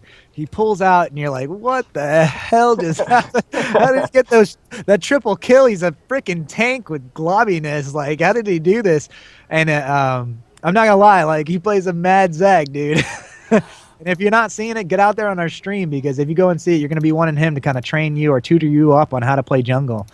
Because it's disgusting. Appreciate it. It really is gross. Well, and not to sound arrogant for Rocco, he's been going a lot of Trundle, and where it's yeah, at, it's man. crazy. Because putting up that I guess it's considered a totem, but you play, what is it? I play the little slugger, That's right. Yeah. Trundle. So it's and there's a specific reason for why I chose little slugger is because he's a baseball player. I'm not really big on the baseball playing. Like if you listen to our episodes just earlier, I got hit by a baseball too, and I didn't. You were I like, didn't like no more. So is No. that like a hidden thing then? Like you're like, oh, I don't like baseball, so I picked No, him. no, no. So here it is. This is why I chose it. I chose it because I was checking out the skin spotlights, and Trundle's little slugger skin, his totem, whatever you want to call it, pillar, is a #1 champion trophy. So I was like, yeah, I'm totally #1. I'm definitely getting getting that. Just so every time I throw up that pillar, everybody knows that I'm the boss. So you're definitely buying aesthetics to troll, no pun intended. Literally, yeah, exactly. Troll the other team. And is Yeah. that consistent when you guys play? Like, Yeah, It's pretty really- consistent yeah. right now. I'm like he's sticking Zach, I'm sticking Trundle right now, Cool. and Trundle support is where it's at for me. so and that's it's- really interesting. 'Cause we're talking about someone of a jungle and support, but this season, from what I understand, they really upped the Bruisers. ADCs. Yeah. Oh, ADCs too. Yeah, They there's a said that major I mean, change. that was like, yeah. So, but I mean, so I- major change in the point of where you can have somebody like Graves running around jungle, right. where that really wasn't He's a something like beast. of norm before, but it's Yeah, it's at it's all. a common thing nowadays. Oh, crap. So how's that? So how's that changed the game for you guys then for season 6? Like, I think well- the, are they the harder now? Or jungle ADCs? is. Yeah, I'm thinking that the jungle is playing way more of a part of controlling a game than it used to. yeah, it You know, it is. Before, I jungles mean, have more yeah, the weight. jungle was nice, but like it would be like a ADC just got fed and destroyed the game, or a top got Right. destroyed. But nowadays, it seems like the jungle is where it gets fed. You have a Zenzal that just sits there and farms. You let them just sit in the jungle, even if they're not ganking, they're getting so strong in late game just carry. It's like, Yeah. what the hell? I haven't even seen this character the whole game, and out of nowhere they're just killing everyone. Is it because they changed the way that XP is being given from jungle? Like, how is it? Why is that? They're- Or are they better different at ganking items. now? Different items. they- Okay. Yeah, Yeah, yeah. there's There was the- a lot of. Oh, that's exactly why the Zinzao situation is going on. Is because the Yeah. items, That's right, the they new changed items the that they've incorporated have allowed them to be able to build this. It's like they get the Gunzo Rage Blade, and Yeah. they get a few other things, and it's like just. Even if Stupid. Jax has it, or a few different champions that have it, it's like it becomes stupid almost. To be honest, Yeah. like they can just kind of carry that game, but They jump in on a 5 versus 1 and kill everyone. It's like, Yeah. Oh, I've seen it. how's that Yeah, I've possible? played- You yeah. know, or if Stupid. you're incorporating the new ADC changes where it's like that Graves is able to go into jungle. I've even seen Twitch in jungle, where it's like now you've got 2 ADCs running around on the map. You got to think about that too. So it's not only you're looking at one ADC, let's do Especially a someone team who can fight, focus turn him. invisible. Right. Somebody can, or somebody like Graves that can just do some massive damage. You know what I mean? Like explosive damage. And it's like, that could be dangerous, But the Yeah. Bruisers got some big like buffs too recently in season 6. So like the Tom Kench, which is a consistent ban in all ranked games, Yeah. can carry a team too. This guy can just take on 5 players at once and still be able to do a lot of damage Well, and and get if out too. and if you think about it, like a Fiora or a top, like a Riven, those crazy bruiser champions used to be like, oh, you need to ban them. Now it's like these weird ban, like, you have Tom Kench, like a tank. Like, why are we? Mundo too. Yeah, yeah. like, things like that. So it's just changed the game so much. And if you've watched previous streams and everything, I used to be singed all the time. Yeah. I haven't Top played singed really in a long time because they took away his potion, start Yeah. out potion, which was huge. So it just makes it a little bit slower. I'm still good with the character. It's just it's more difficult to play him now and to really carry Another the game. point about Zach, Ian's Zach jungle play in season 6 as of right now is that they've changed up a lot of the game in the sense that it is became very objective based. Yes. You have to make sure it's no longer where it's like you can win a game without having any dragons. It's like you have to have the objectives to be able to kind of win. Is that these true? games. Because I thought dragons weren't that important in season 6. Oh, No. no, they're huge because They're if huge you in get, season 6. If you get 5 dragons, you do true damage. So Oh, And- did they change Does- that? It's now true yeah. damage? So yeah, Which 5 means dragons. true damage for those who are And think at about things home like is Rift Herald now, okay, where it was Baron always, now it's Rift Herald, where you can get before the 20-minute marker, you can kill this mini Baron kind of right. deal that can drive one lane, not all lanes, but one lane to kind of push down. Like, and that's a big deal too, because you know what I was saying with Ian's Zach gameplay is that he's pulling off the first dragon kill at like minute 5-6, which is Yeah. really fast and really early for a lot of junglers, which is kind of like, wait, what just happened here? They got one dragon already down, and then there's plenty, you know, more than not, he'll have, you know, at least the Rift Herald down once, possibly even twice before the 20-minute marker comes up, and that's huge. Think about this for top lane now that gets like a Baron buff and is able to drive down two towers at before minute 15, and it's like, or minute 20, for example, and it's like we're down, you know, past tier 2 tower. And that top lane is just roaming and ganking all over the place because of the assist from Ian getting Rift Herald, which I was saying these objectives became so key now to being able to make sure you're achieving to be able to win a game or just to tilt the game in your favor dramatically. And true you know? damage that negates like all like defensive buffs or armor, or is All that just, defenses, yeah, all Everything, yeah. defenses. I mean, that's one of You the hit biggest for problems. 100, Like it's Darius, 100. Yeah. you know, like Darius' situation, you can't really build against him because it's like he's going to do true damage on you anyway. So just be prepared for it. He's going to do some Just mad gotta damage. dodge his shit. Yeah. Just got to dodge it. Yeah. So it's like they made some major changes, honestly. And I think that like it was going back to the kind of the team situation where they're trying to make it more of a team sport because and I say team sport because league is becoming a sport, guys. That's oh right. hell yeah, no, it already is. Well, Yeah, it's- And yeah, what's exactly. crazy, what's really crazy is them, you know, completely deleting Varus.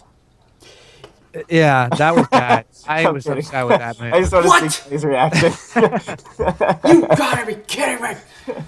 At least I haven't seen Avaris played at all, actually. Like, I haven't either, Nobody yeah. plays that guy. I'm the only guy who Varus, plays dude. him. The only ADCs that I ever see is like Misfortune, as Easy, and like Jinx, and that's about it, really, man. Yeah. Oh, and Jihin or Jin, however you say his name. He's the new ADC that came out. Yeah. Yeah, so there's some differences, you know, like a lot of items too as well have made some major changes. You know, and play styles have changed. I mean, when I was playing a lot of Lux and a lot of different other champions as my support champions, and now I've gone Trundle, like and Trundle, who's, you know, wasn't really like a big norm support, is like a very strong support now, just because he's beast. Yeah. He's a beastie troll. So, I like yeah, season 6 though, man. That's the Yeah, other thing season with six season is 6 is it was making it a little bit quicker of matches. Things are It is, speeding up, but yeah. I would actually say so. I mean, most of the games seem to be under 45 minutes. Some of them will go a little bit above, but I think in season 5 we were kind of going beyond 45 on a lot of Hours, games. yeah. A lot of games were kind of going past that. Where now they've Right. decreased. I One like thing I I like definitely- half-hour games. I think those are like the sweet spot. I think that I agree, you know, but one thing I did definitely like about the game is their matching system now. Granted, Yeah. it does take a Yes. while, but we can actually play ranked games with me, Steven, and Rocco. Instead of just Yeah. only duo, you can actually build a 3 or 4 man team and get that other random person in there now. Oh, So- great! So That's when you say actually 4s or huge. nothing, it could work. Actually, we didn't even talk about that, but that was a huge change in season 6. Yeah. And not even just that ability, which is so fucking awesome. Not just the duo queue ups, but you can Yeah. have up to 4 or 5, you know, any number. It doesn't matter. It doesn't matter, yeah. Yeah, and play ranked. But the other situation is that you get to choose 2 different roles that you'd want to play, and that's big too Oh, because. yeah. Now, instead of there being a lot, like where ranked kind of the community was getting a little sour back in season 5 because Yeah. you'd be like, I want to be bot. No, I want to be, you know, bot, you know, and they're And sitting it's like- there and they would rage quit on you or troll on you and go feed. Where now it's like you get to You're like, It's hey, not this is what 100%, I'm good sure. at. yeah, But this is my exactly. backup good. Like you these know? are my 'Cause- these are my 2 strengths, and I'm gonna roll with these. Yeah. Where it helps, I think that's what's kind of helping the games go a little quicker too, is because it's now it's playing to the player's strengths, where it's not like you're just gonna get into this role. It's like there was so many games where I had gone in and I had to play a certain role. And I was like, damn, dude, I am not good at this role. Yeah. Like, Yeah, what am like I mid. choose here? You know, Yeah, me and mid, Yeah. I'm like, this is my worst spot. Like, Yeah. I can win most of my games if I'm top or jungle, but Mine's you're gonna put ADC. me in my worst fucking spot. I had like several games of ranked, and I had to get stuck at ADC, and I was like, ADC, I don't play ADC. I don't even have an ADC. Like, Oh man. what am I gonna do? I had to just select Ashe because it was the only like free given one, and I was like, I gotta do it. I don't even if they counter me, it doesn't matter. I just gotta gonna have to do it because they forced me into it. Yeah. Yeah. You know, it's like that was a huge change too. That I kind of brought a lot more. Flexibility in the matchmaking and probably And better I- matches, right? Like, I enjoy it a lot more now. Stronger matches. that's Yeah, huge. exactly. So Less raging player, happens, you know? less raging and Even better though like, there's player still life trolling and quality. raging happening, what you see a lot happens in bronze because it's like everybody thinks they're their best player and they're trying to tell everybody how to do, and yet they're still sitting in bronze. And What you trying to say, man? Yeah. I'm the What you best trying to say, ever. bro? no, it's like, bro, I'm fucking awesome. Why are you building that way, bro? It's like, well, why are you still in bronze? Stop talking to me. Like, Yeah. I want to build however I want to build, man. Yeah. Like it's my comfort zone. I'm gonna do what I feel. And are you playing this position? No, I am. And how many games do you have in this role? Yeah, no shit. But it's I like that it has incorporated that because it's brought down the rage meter a lot. You know, even though it's still kind of there, it has dramatically changed the gameplay. You know, faster and the community is a little bit better too. yeah. Things are more polished. They have update UI. It's Yeah. prettier. I like it. You know, it is prettier too. The whole like fade in thing, the banners kind of like, oh, that's sweet. It's like a Flash, like, you know, going on a Flash website compared to just regular HTML. You're like, oh, this is kind of cool. One of these, I'll say, one of these nights, we'll have to get together and all play. We'll have to stream it. We'll have to do another like drunk league play. Oh, Right? yeah. Like, Let's that go was just- bad too, man. Yeah. How about I was fucking wasted. Yeah. I was telling you guys. I listened back at it. I had to listen to it. I was like, did I say something stupid or? I have to listen because sometimes I just heard like chips crunching, and then you were gone. Like you stopped I was playing. like, guys, I gotta go to bed. I gotta go to bed. I was Yeah. telling you guys, I was putting myself to bed. Yeah. You guys were like, bro, you need to go to bed. I was like, guys, I gotta go to bed. Yeah. That's awesome. So speaking of drunk Yeah. situations, let's Yeah. go to our next topic about drunk stories. So I think that would be Shameful- fun. Shameful situations. Shameful. So you guys, I wanted to talk a little bit about, like we started talking about before this podcast about, in particular, Ian's wedding story about, Oh man. about how things can get crazy, and then when you It's mix not me. It alcohol wasn't in there, me. it wasn't you, but when you mix alcohol in there, things get even kind of wilder. And maybe we could start there, and then we can each share maybe a crazy drunk story. Okay. Okay, I'll so be right basically, at my wedding, this is my brother's story. Yeah. I love my brother to death. He's awesome. He's a cool guy, but he drank a lot that day, and he actually did a few interesting things. But to kind of kick it off, I told him to go bring flowers to my soon-to-be wife at the time, and Rocco was there, and I told him the wrong room number. I was just not in the right mind. I was freaking out that day, and so Rocco couldn't explain that part. Okay, so we walk up to the door, which is obviously the wrong number, like Ian just said, and he's knocking on the door, thinking it's the right. It didn't even matter, like that he might have thought that it was the right room because what he said was just fucking crazy. He's knocking on the room. He's like, "Open the door! Open the door! I'm gonna rape you!" And we're sitting there like, first off, it's the wrong room. I don't doubt that whoever's sitting behind this door is like, what the fuck is going on? Oh my God, we're going to die right now. Calling the cops, doing whatever. Because they must be freaking out because there's some drunk assholes. And it's not just one guy. There's fucking 4 guys, actually. There's 4 yeah. guys sitting outside of this hotel room. One of them's yelling he's going to rape you. This is pretty intense. You can clearly tell that they're intoxicated. I'm just sitting there in the back, like, because it's not a part of my character. I'm just kind of like, what the fuck is going on? And eventually we find out that, yes, it is the wrong room and that we just went a little ham on some stranger. So you keep going on.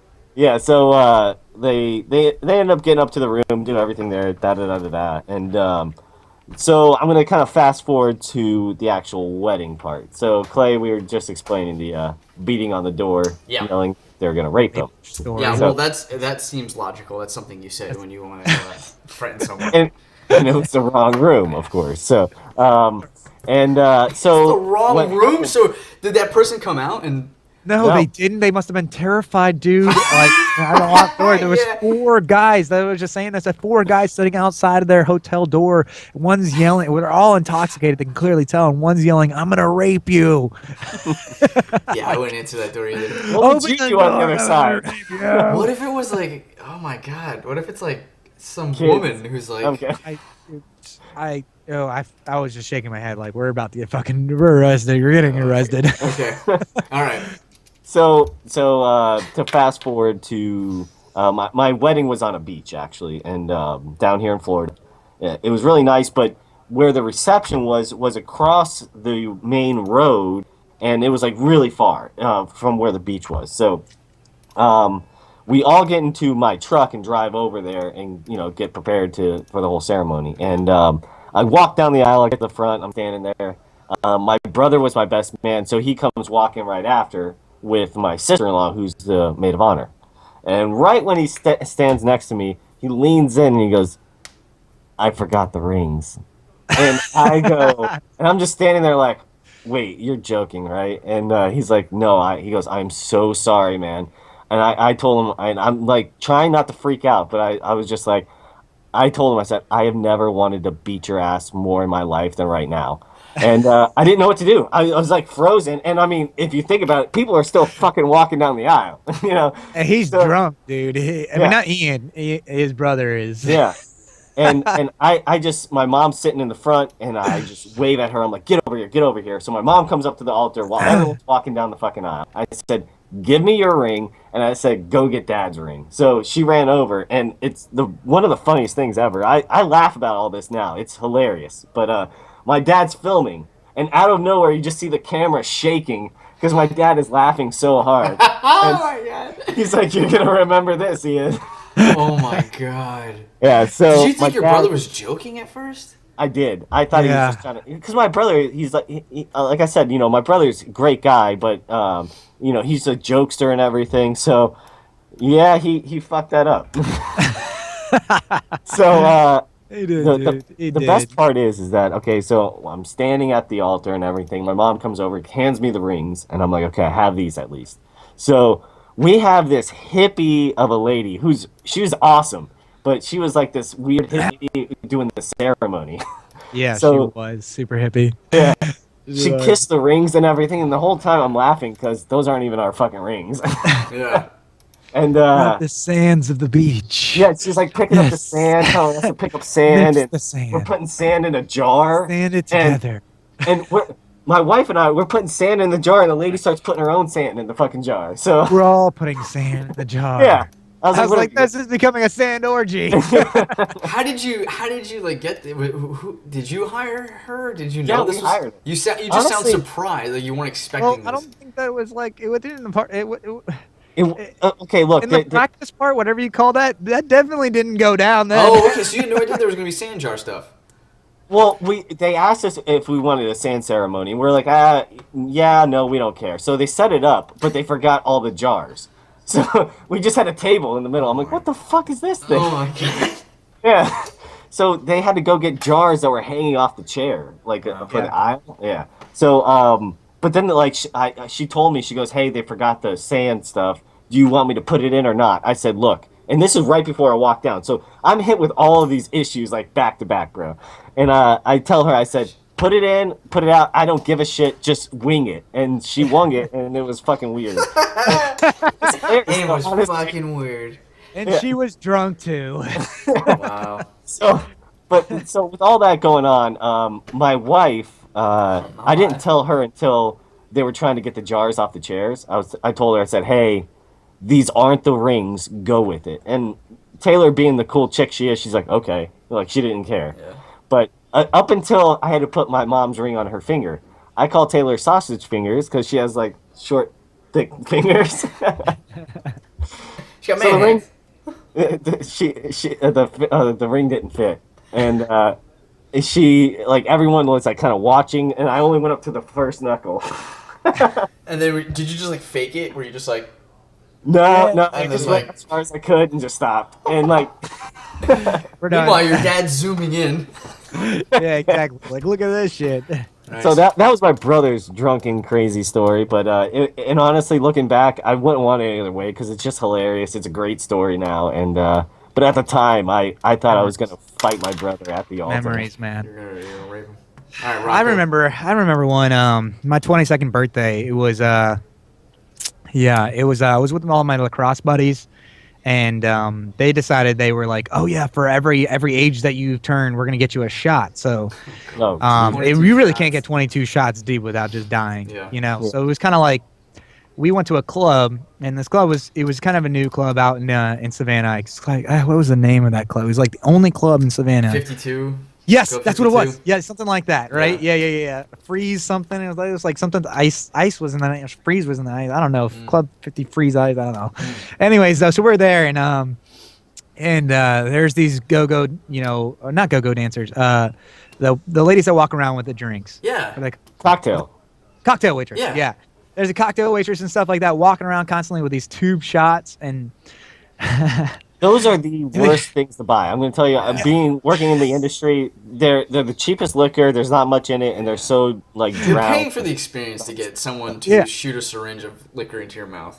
That's about it, really, right? So it's like I get about like 10 shots deep, and I'm fucking gone. I don't know who's in my body anymore. My mind Who's is in taking my body? What I- kind of party is this? Right, okay? That's That's the way why the door some- opens. some wild swear to spirit. I don't know what it Who's is. in Like my body? it's just like so then they got the go-go dancers that I was just trying to refer to that are out there, they're dancing up on the stage, and I tell the lady, I'm like, hey, let me get up on stage, let me do it, I can do it better. So Uh-huh. I get up on the stage in this club for which later gets on to I get kicked out, but I start just dancing and going crazy and having fun, you know what I mean, like drunk, wasted, get kicked out of the place. I mean, gone, like I was saying, gone. I decide I'm very tired, guys. I'm very tired. I'm so tired I want to go to bed. And I want to go to bed in the middle of the street in downtown Savannah. Dude, I did the same thing. So I lay down in the street while there's cars trying to not the come, street, and my but- friends are all telling them to stop, and I'm just, no, I gotta go to bed. I gotta go to sleep. No, I gotta go to sleep. So eventually, it's this, friends decide that the best thing for me is to put me to sleep on the curb, on the sidewalk. So I feel They're like looking out for you, man. I'm drunk. I don't know. I'm not, like I said, I'm not even there, man. I'm gone. And they put me to sleep, and they put me to sleep. I'm sleeping on the sidewalk while my friends try to go get the car so that they can bring it around. And I'm getting woken up by a cop, like, hey, you all right? I'm like,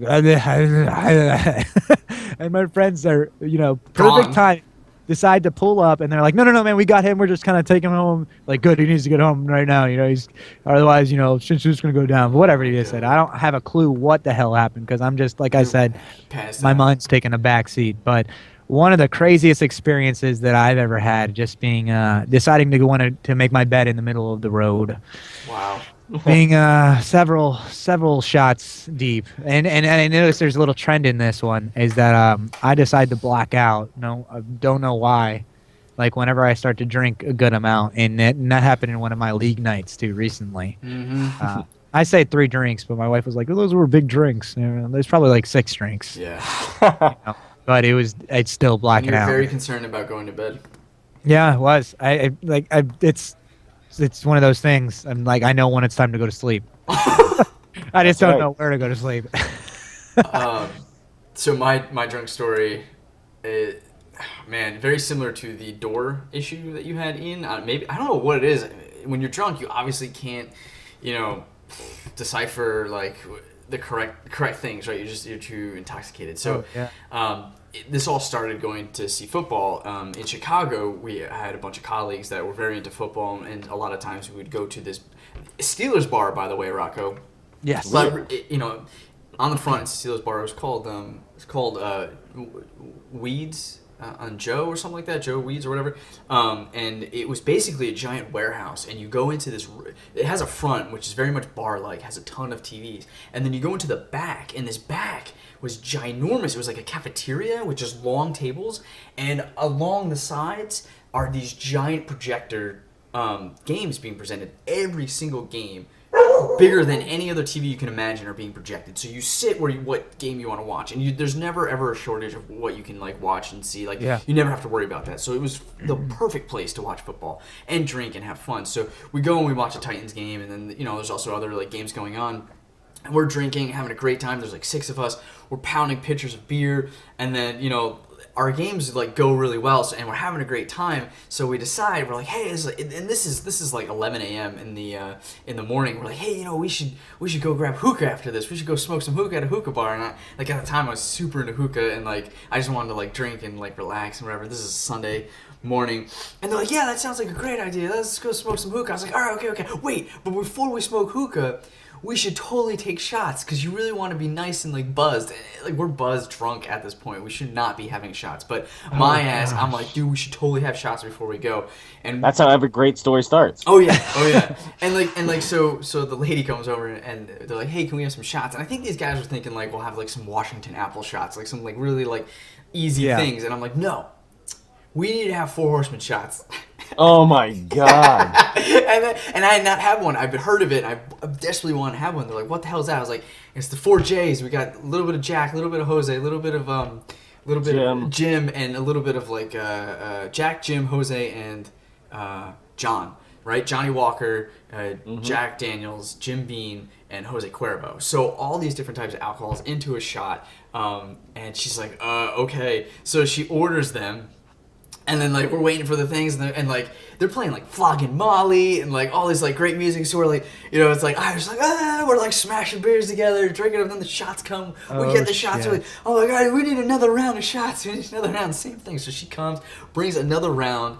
We take the shots, and at that point, things like spread. Like it's like it's as almost if like our conscious minds were like just like seeped out, and we forgot what we were doing, and we all just zombied out to our own individual paths. Like we were collectively there and conscious, and we were gonna go hookah afterwards. And then what happened? We got so drunk that like my one friend goes off to the bathroom, my other friend gets social with another group of people. I wanted to watch other games. My other friend goes outside to smoke. And so we've all had these like new paths, and I'll explain what I think happened. I'll explain then what has happened to each individual. But I eventually go outside to like, cause I'm like, where is everybody? And like I go outside and I see my buddy talking to a bunch of people, and I'm just like chumming up with some people. I'm like wasted, and they know I'm wasted, so they're just having fun talking to me.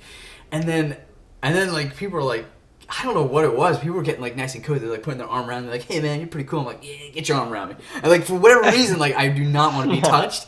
And like I eventually slither off. I'm like, I'm going away, and I go out, and I think I want to go home. And my buddy who I work with. He's like, hey man, you're really drunk. We should get you. I'm like, yeah, we should totally get. And then like I run away from him, and I totally like I eat it. I trip and I fall into the curb. I'm like, I'm fine. And so he's like, dude, you're not fine. And at that point, I forget everything. And so I'm now at this point, what I'm telling you is being told to me of what happened. Oh god. My friend calls a cab, and he brings the cab over. And apparently, now this is one of 3 cabs because of issues.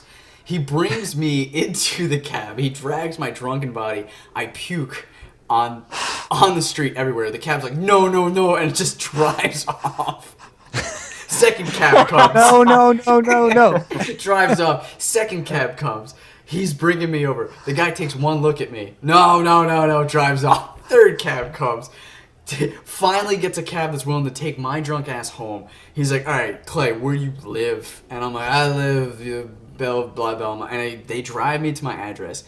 My friend and my friend's pretty big, so he can drag my like weak ass body up. Cab goes off. He brings me up. He's like, okay, what unit are you living in? And I tell him this unit. However, a month ago, I had just moved from the 2nd story to the 3rd story. So, and I tell him my old address, my old dorm room. So we go to the 2nd floor as opposed to the 3rd floor, and I'm walking drunkenly. I'm talking blah blah, and I take out my keys. And I'm like, I'm trying to get them into the keyhole, and they're just not going. And meanwhile, this is also now at 2 p.m. in the afternoon because we started at 11 a.m. and we're just completely plastered. So very weird. So I'm trying to shove the keyhole in. I'm like, it's not working. I'm thinking I'm just drunk. All of a sudden, the door swings open. This man comes up. He's like, can I help you? And I was like, oh, I'm very sorry. So he sees these two drunk people just trying to get into his apartment complex or his apartment room, and I'm just like, I'm sorry. I remember now that I move up. I was like, I thought I used to live here. Blah blah. My friend's like, dude, what is going on? So we go up to the third floor. He picks my dead body, like my body up, my drunk body, like throws me on the bed. He's like, all right, dude, make sure I'm not on my back, and then leaves me. I wake up to find out that like all this has happened. I also find out what happened to a couple other individuals. My one friend ended up getting thrown up and having to take in a cab who was chumming it up with some people. My other friend, colleague, he ended up stumbling into the bathroom, puked everywhere, and they had to call a cab to get him home. And then, so none of us went to hookah. We did not get far enough as the front door. And the other thing was really funny. The guy who ended up puking all over the toilet and like having to get like pulled out by like management. Oh, and we all left our wallets and our cards. We all had to go there the next day.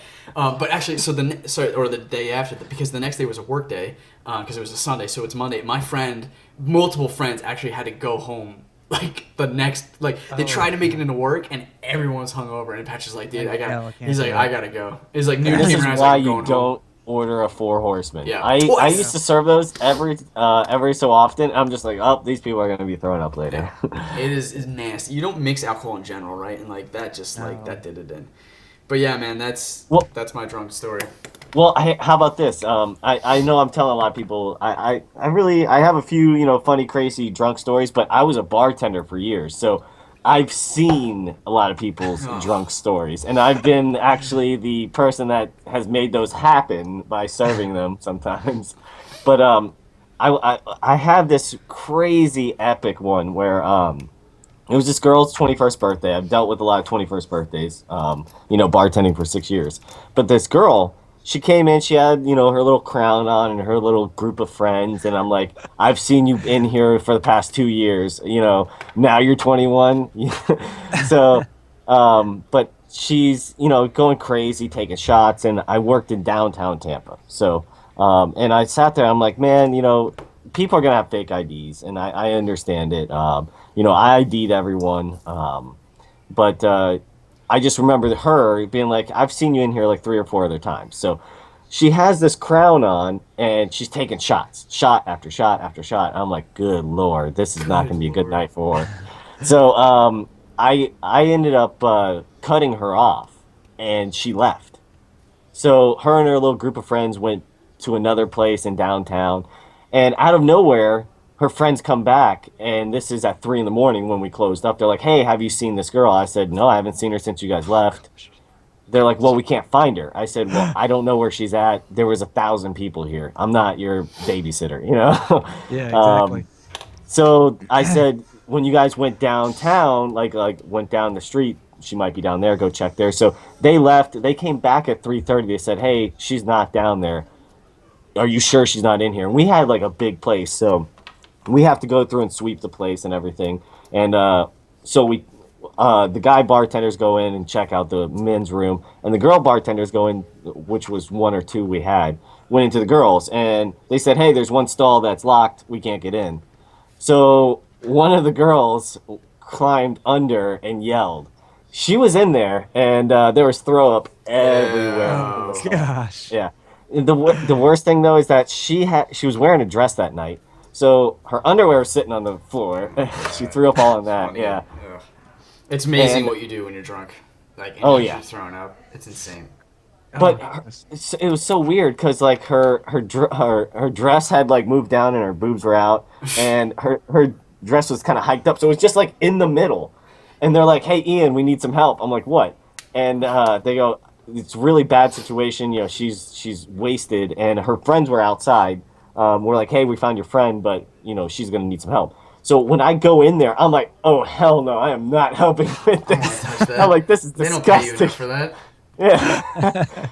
So we ended up having one of her friends, one of the girls, come in, and we helped her. Like, it was funny because she finally came to, and she was trying to walk around the corner to walk out with still her dress just in the middle, not even like pulled down and up. I was like, no. I was like, you got to do all this stuff and before you walk out. So that. The best part is that we finally get her with her friends. They take off. She left her purse there. So the next day I'm sitting there opening the bar and I'm cleaning and getting everything set up. she walks in with a hat. She goes, "Hey, I left some stuff here." I'm like, "Okay." I was like, "What'd you leave?" She's like, "My purse." Da da da da da. And I go to grab it, and I turn to her. I was like, "Oh!" And she's like, "Please don't. Just please don't." I was like, "Here you go." So she had to like have that, walk in and Walk of be like, shame, Like dude. a walk, "Yeah." yeah, like a really bad walk of shame. Oh, It but sucks, of but course, we all have them. Yeah. me being the smart ass and everything, I was like, "Hey, how was your night?" And I hit her in the purse. She's like, please don't. I Yeah. swear. Well, look, We got- man, those are we got- drunk stories. They're crazy, and like, Yep. we have a bunch. We'll have to do maybe like a part 2 of this down the line because there's a lot of good stuff. Although I don't know how much I want to necessarily divulge to YouTube. But look, I have a baby, and that baby is crying. So look, Oh yeah. this has been another great episode of the Yeah, Everything and absolutely. Nothing show. Again, we're going to be here next week with another 5 topics. You can all get this on youtube.com/MaelstromGamers channel. You can support us via YouTube or patreon.com. Just throw us a couple bucks, if not just to support us and keep us doing what we're doing. We'll be back next week, like I said, with another set of 5 topics. It's been an honor to entertain you guys. Peace and take care. AKA the journey.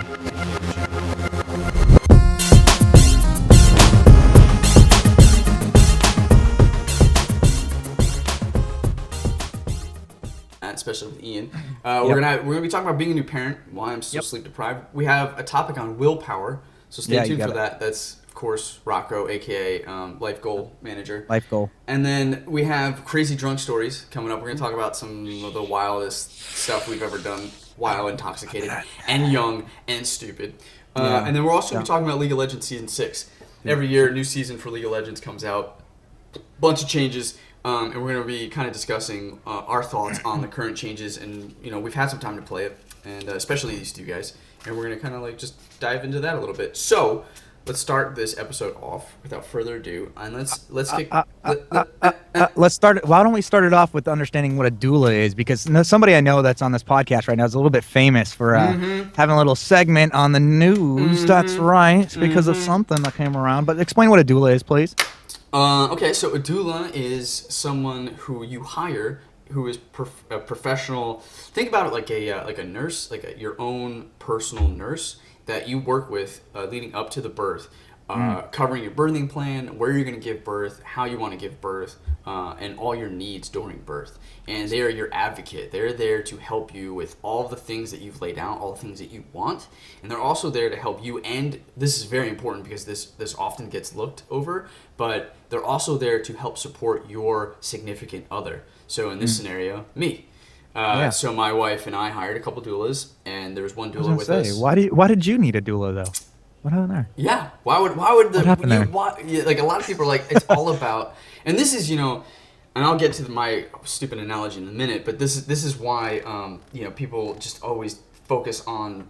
Sorry, I'm losing topics, losing my train of thought again. People tend to focus on the wife, and they don't really focus on the significant other because they think it's all about the wives, but in reality, it really is also about the significant other, because when that partner feels like they are not sleep deprived and that they are in their like their needs are also met, they can then focus all of that 100% energy on the wife, right, on the person giving birth, and that person will benefit from it. So little jumbled, sorry for that. I'm having trouble articulating, but There's kind of a reason for that, right? Let me ask you this: did they have dreads? no, they didn't have dreads. So doulas are often associated with midwifery, but you don't need a doula. Like a doula you can have a doctor in a hospital birth, a very traditional birth, with or a C-section, whatever, and you can have a doula there because they're there pre, during, and post. So they're there to help you create a birthing plan and make sure that when you're in the hospital or when you're at home, wherever you're giving birth, that your needs are met. So, if nurses come in and they're like, hey, look, we need to do this, that, and the other thing, we're looking at this, that, and the other thing, and these are your options. She is a liaison to say, well, look, they're talking about this, and this will lead to that. This goes against your birthing plan. Are you okay with that? Or she just said this means that. Or, what do you guys think? Or she said this, do you have any questions about this, that, and the other thing? She's really there to help make sure that you understand everything that's going on, right? So like I said, she's there for the wife. She's also there for the significant other. So I can go take a nap for 3 hours if she's laboring for 3 days or 2 days, so that I can come back refreshed. I can go take a piss. I can go take a shower. I can go eat.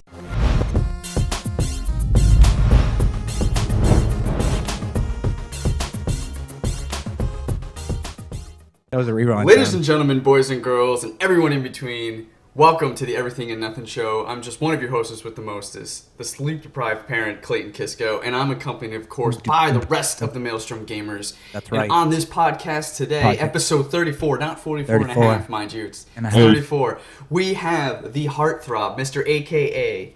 Rock Tootsie Avelino. Roll. That's right, baby. AKA Tootsie Roll right here. A.K.A. Tootsie Roll. He's I don't with know where us it on... came from. Wait. First wanted me to tell you, I'm the Tootsie Roll, baby. There's something to that. There is a TV show. Yeah, it's like AK Tootsie Roll or something like that. Hey, no, I'm telling you where I stole this from, okay? If you guys haven't heard about it yet, Little Dicky, he's out there. He hits it up with AKA every time he hits a song up, and I'm AKA. Oh, I already said it, but it's in my mind. Frosty Hands. It's AKA. Frosty Hands. Just like that, Frosty Hands. All right, if you don't know Little Dicky, you should definitely YouTube him, especially his "Save That Money" song. It's absolutely hysterical because it actually documents him trying to what he's capable of doing. What he does is basically it's a song about saving money, and he goes around LA finding ways to make a rap video without spending a dime, and he does That's what it. I do. And he like everything from getting like Little T-Pain to using like people on his music videos to like get that rap music video thing. Like he just makes. I'm doing a horrible job explaining this. He goes to like this old woman, uses the mansion, like everything is used for free, and it's hysterical. And cars. He goes to the Lamborghini place. He's like, hey, can you just borrow the Lamborghini for a little bit? Everybody's apprehensive at first, but eventually like he gets it because he's just persistent. It's really funny, so check it out. AKA awesome. Frosty Hands, AKA Mr. Beanie, AKA Yes! Heartthrob, Yes. AKA Smooth Jazz in your ear. He's Smooth dropping it right jazz. There you go. And that voice that you're hearing is a man who is actually going to be able to take off his mask in the next episode, in episode 35, because we've hit our $40 mark. Guys, thank you for subscribing. Thank you for commenting. Thank you for sharing. There it is. It's taken a while, but honestly, what doesn't, stuff like this does take a while. And we really appreciate everybody who's kind of been with us and who's followed us and who's helped us. And because of that, we've hit our mark. We have new microphones for Ian. He's also going to take off his mask. He's a bit ugly, so, it will be jarring. It will be. Close your eyes first and be prepared. And but guys, he's about to sound really good. So, so without any further ado, the man that you hear but never see until the next episode, Mr. Ian, the Enigma. Boom, boom, boom. And actually, what's going on? That's how the door closes, man. I mean, it's like AKA, that's how the the door closes. right. AKA, I love it. AKA. Rocco's AKA and Lady Killer. And Ian is that's how, because that's The how the door cookie closes. crumbles. That's how the door closes. That's how the door closes. And that's how you turn off a computer. I'm Ian. AKA on fire. So what do we? I mean, you need a new nickname if you're not going to be the Enigma anymore. Yeah. Damn, that's true. The artist That is formerly true. known as the Enigma. That could be something. I think. Ooh. Just a symbol. Can I just be a symbol? Yeah. We're gonna have to think about this one a little bit. I'm gonna have a symbol, and then we're just gonna show it every time. You guys are This gonna be a little is- nervous. He's got tattoos all over his face. To come out, and that lasts for about an hour or so. And depending how much he ate, he'll either go back Yeah. to bed or he'll be Yeah. up and hungry again. And you're like, dude. Gotcha. So, and then the only remedy really is to hold him. Yeah.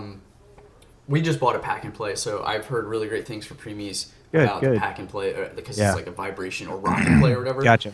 So hopefully that will help. But yeah, hours at a time, and then Sarah and I doing shifts. Yeah. I am doing so with a preemie. He's not even a newborn yet. He's still only 39 weeks. So Oh, wow. a lot of people are like, oh yeah, the newborn process only lasts for a while. Don't worry about it. It's like, well, we've actually had the newborn process for a month and a half now. So Yeah. think about and I know Rocco, you have been a parent, and Yeah. the last time Mahela must be like what, 2 years, 3 years? No, she's about almost a year and kind of getting towards a year and a half right now. Yeah. Yeah. Okay, so it might be Because you kind of had fresh her with right you. before my wedding. Yep. Right. Yep. Mm-hmm. So that Honestly, newborn man, process was like a month. I don't know if I have similar stories or not, but man, my those initial stages were really difficult for me, Dude. me and my wife too, man.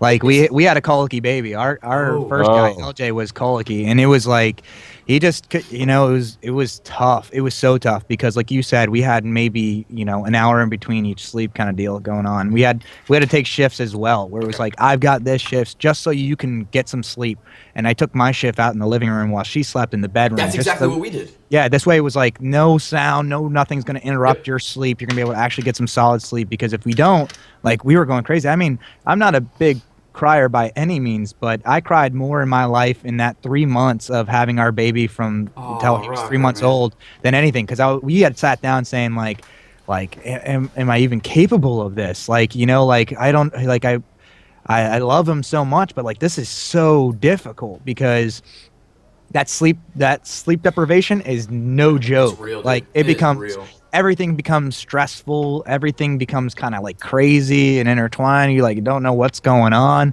and you want to take care of your kid the best that you can. You don't know if you're doing something right, wrong, and adjusting to all that change is the biggest part. I felt like for me as a newborn, like as a new father, that change was dramatic. It was like going from being able to play video games at any time I want, get up and go out to Steak and Shake at fucking 12, and that's cool, doesn't matter. I could, you wanted to go out to the club or the bar and we want to just grab a drink real quick and come back in, cool, we can do that too. Or our friend just hit us up, you want to go hang out at our friend's house. That all changed, which was a big thing, but what was the biggest thing was that even in our house, those regular routines changed too. Oh, yeah. It wasn't being able to just do what we wanted to do. Now it was just like, it was fully catering around to the baby, because the baby's so new, the baby's so dependent upon Lot of attention. And when they got colic or some type of other issue, a preemie, like you said, you're going for, already been doing it for 2 months, a month and a half. Haven't even gotten to the newborn stage yet, I know, dude, like, it's killing holy me. crap. I was thinking about that just earlier today. I was taking a shower. I was like, man, you know what? Clay hasn't, like I said, the first 3 months of my life with the baby was a tough situation, but he's got that 3 months plus a month and a half. Like, that's no joke. Yeah. Like, he's gonna have Because like I'm reading everything about, they're like, oh yeah, the grunts last like 2 months, and it's like that's 3.5 months adjusted for me. I'm like, fuck, dude, 3 months. How did you do this with work? Like being sleep deprived. Like, me, it was it allows me to be fully recharged, so I can be there, fully present for my wife. Yeah. And a lot of people think, well, whatever, I don't need that. I'm gonna tough it out. But it makes such a huge difference, because here's the thing, and this is where I was going with the analogy, is like, and I'm struggling to find a great example, but like think about it like, I don't know, you can go to Disney World, right, and you can have a really fun time. But like, let's say in order to get to Disney World, you got to drive for 18 hours. And you only have time to go to Disney World, and then you got to drive back. You're going to have fun, but it's going to be kind of miserable. Now imagine if you could hire someone to drive you to Disney World, wake up, enjoy that process, and then hire someone to drive you home. It's really that big of a difference. You don't need it, but I'm telling you, when you're there and you're not sleep deprived, my experience was so wonderfully memorable that it was like, it didn't have one negative thought. And you might not think you'll have negative thoughts with the birthing process, but it's not as hard and it's not as grueling. And so like you really just were all there focused in having to enjoy that process 100%. So Well, so what I got from that, Clay, is that you slept most of the time. no, I didn't. You slept in the car. I did, Yeah. but like in our birthing. I'm kidding. No, I totally hear you. But our birthing plan was thrown completely out the window because my wife had preeclampsia. So she gave birth 6 weeks early, and it was very scary because she was on magnesium, which is to say she was on a certain type of chemical that made her very, very drowsy, full of headaches. She was bloated. Just birthing was very different, and it took 4 days. And so, I was very like, and so I was sleep deprived. We had the doula come in, tons of stuff that were going on that we didn't expect, or like information being thrown at us. And the doula was like, "Look, try the blah blah." But I was also learning from the doula. Like she knew what was happening in a lot of cases. It was like, run and get ice, run in and ask for this, run in and grab that. And I was like, okay, cool. I need to go do this. I need to go do that. Like I'll follow her lead. Different massages, techniques. Like, and there was someone on call constantly. So 24/7, we had someone there with us, and I was able to sleep, and then wake up and help. That's help awesome. to the bathroom, help like get a nurse, all this stuff. That's the birthing process. Now that you're kind of like what now? You're about he was born in February 2nd. Am I right? What was it? January 14th. No, sorry, January. Okay, He's in the February way 2nd. off. February 2nd is when he came home, or February 6th. Yeah, it's around there. when he Like came- February okay. 4th, he came. Gotcha.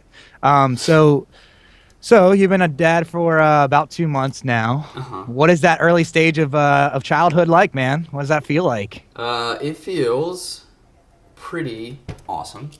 Yeah. But I will say that like I am very sleep deprived. I get about an hour of sleep at a time.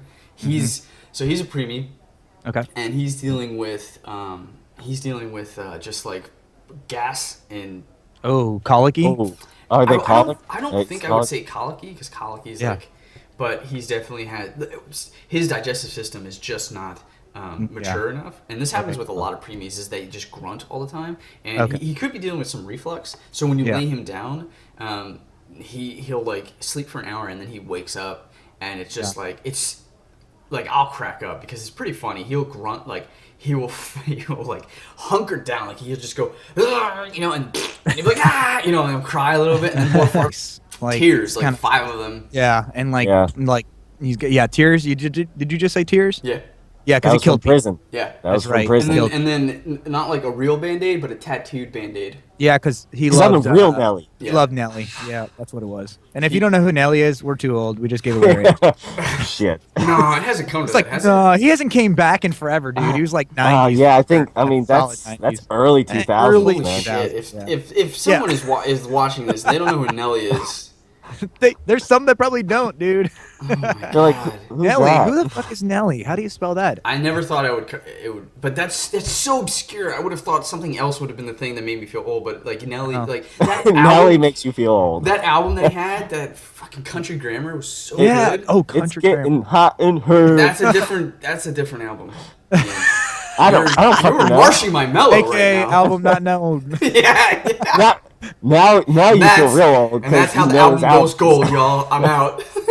I'm out. Just pissed me off, man. All right. Well, look, Yeah. for those of you guys hopping on who doesn't know who Nelly Nice little is curl. or doesn't know AKA Tiny Curl, who doesn't know the formula, who doesn't AKA half a heart. Who doesn't know the form of the show, let me explain really quick. It's very simple. Every week, the Maelstrom Gamers, we hop on and we do a podcast. We each bring a random topic for our discussion, but more And importantly, our for beautiful your entertainment. And each topic, there's 5 of them, and they're each released topic by topic Monday through Friday. And then on Saturday, all of them rolled up with a full episode. You can get all these for free on youtube.com/MaelstromGamers channel. If you want to get them early, you can go on to patreon.com/MaelstromGamers. Throw us a couple bucks, and we'll give it to you. To you Couple early. yucks. The important part of that also is that even just $1 helps support us immensely and gets us closer to some of our goals that we want to do, including new equipment and maybe doing like a different show. Ian wants to do some cooking stuff. We stream League of Legends. Like there's a bunch of stuff that we can do. We have it all up on there. You can read about it some more. If you don't have money, that's cool. You can support us for free as well. We have a Facebook. We have Instagram. We have the YouTube channel. So comment, like, subscribe, and share. Facebook, all that stuff helps. So please do that. I am Dude, sleep that deprived, so is this is killing coming me. out. The curl is killing me. Yeah. I'm gonna actually get a tattoo of that shit right there in the Don't do forehead. that. Don't do that. AK bad decisions.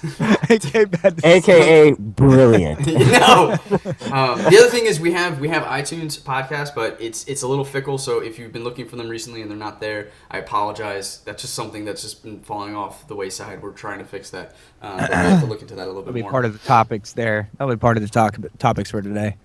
As to why, My topic is how we fail. How we fail. day in and day out. How we fail. No. But speaking of topics, we're going to switch it up a little bit. We want to make sure that you guys kind of know what we're going to be talking about for the episode. So episode 35, which is what we're on. Ish. Not 34. 35-ish. This is how crazy we 34. are. This is 35. No, I thought you just. So okay. 36, episode 36, Ian will have his face off. And Face this off. is A episode face off. 35. Yeah. Brilliant Nicolas Cage movie. It's That's the what I was best. gonna say. That was a part of my trivia, bro. So today we're going to be talking about sports and kids. I know we talked about it before. We have a couple new thoughts on that.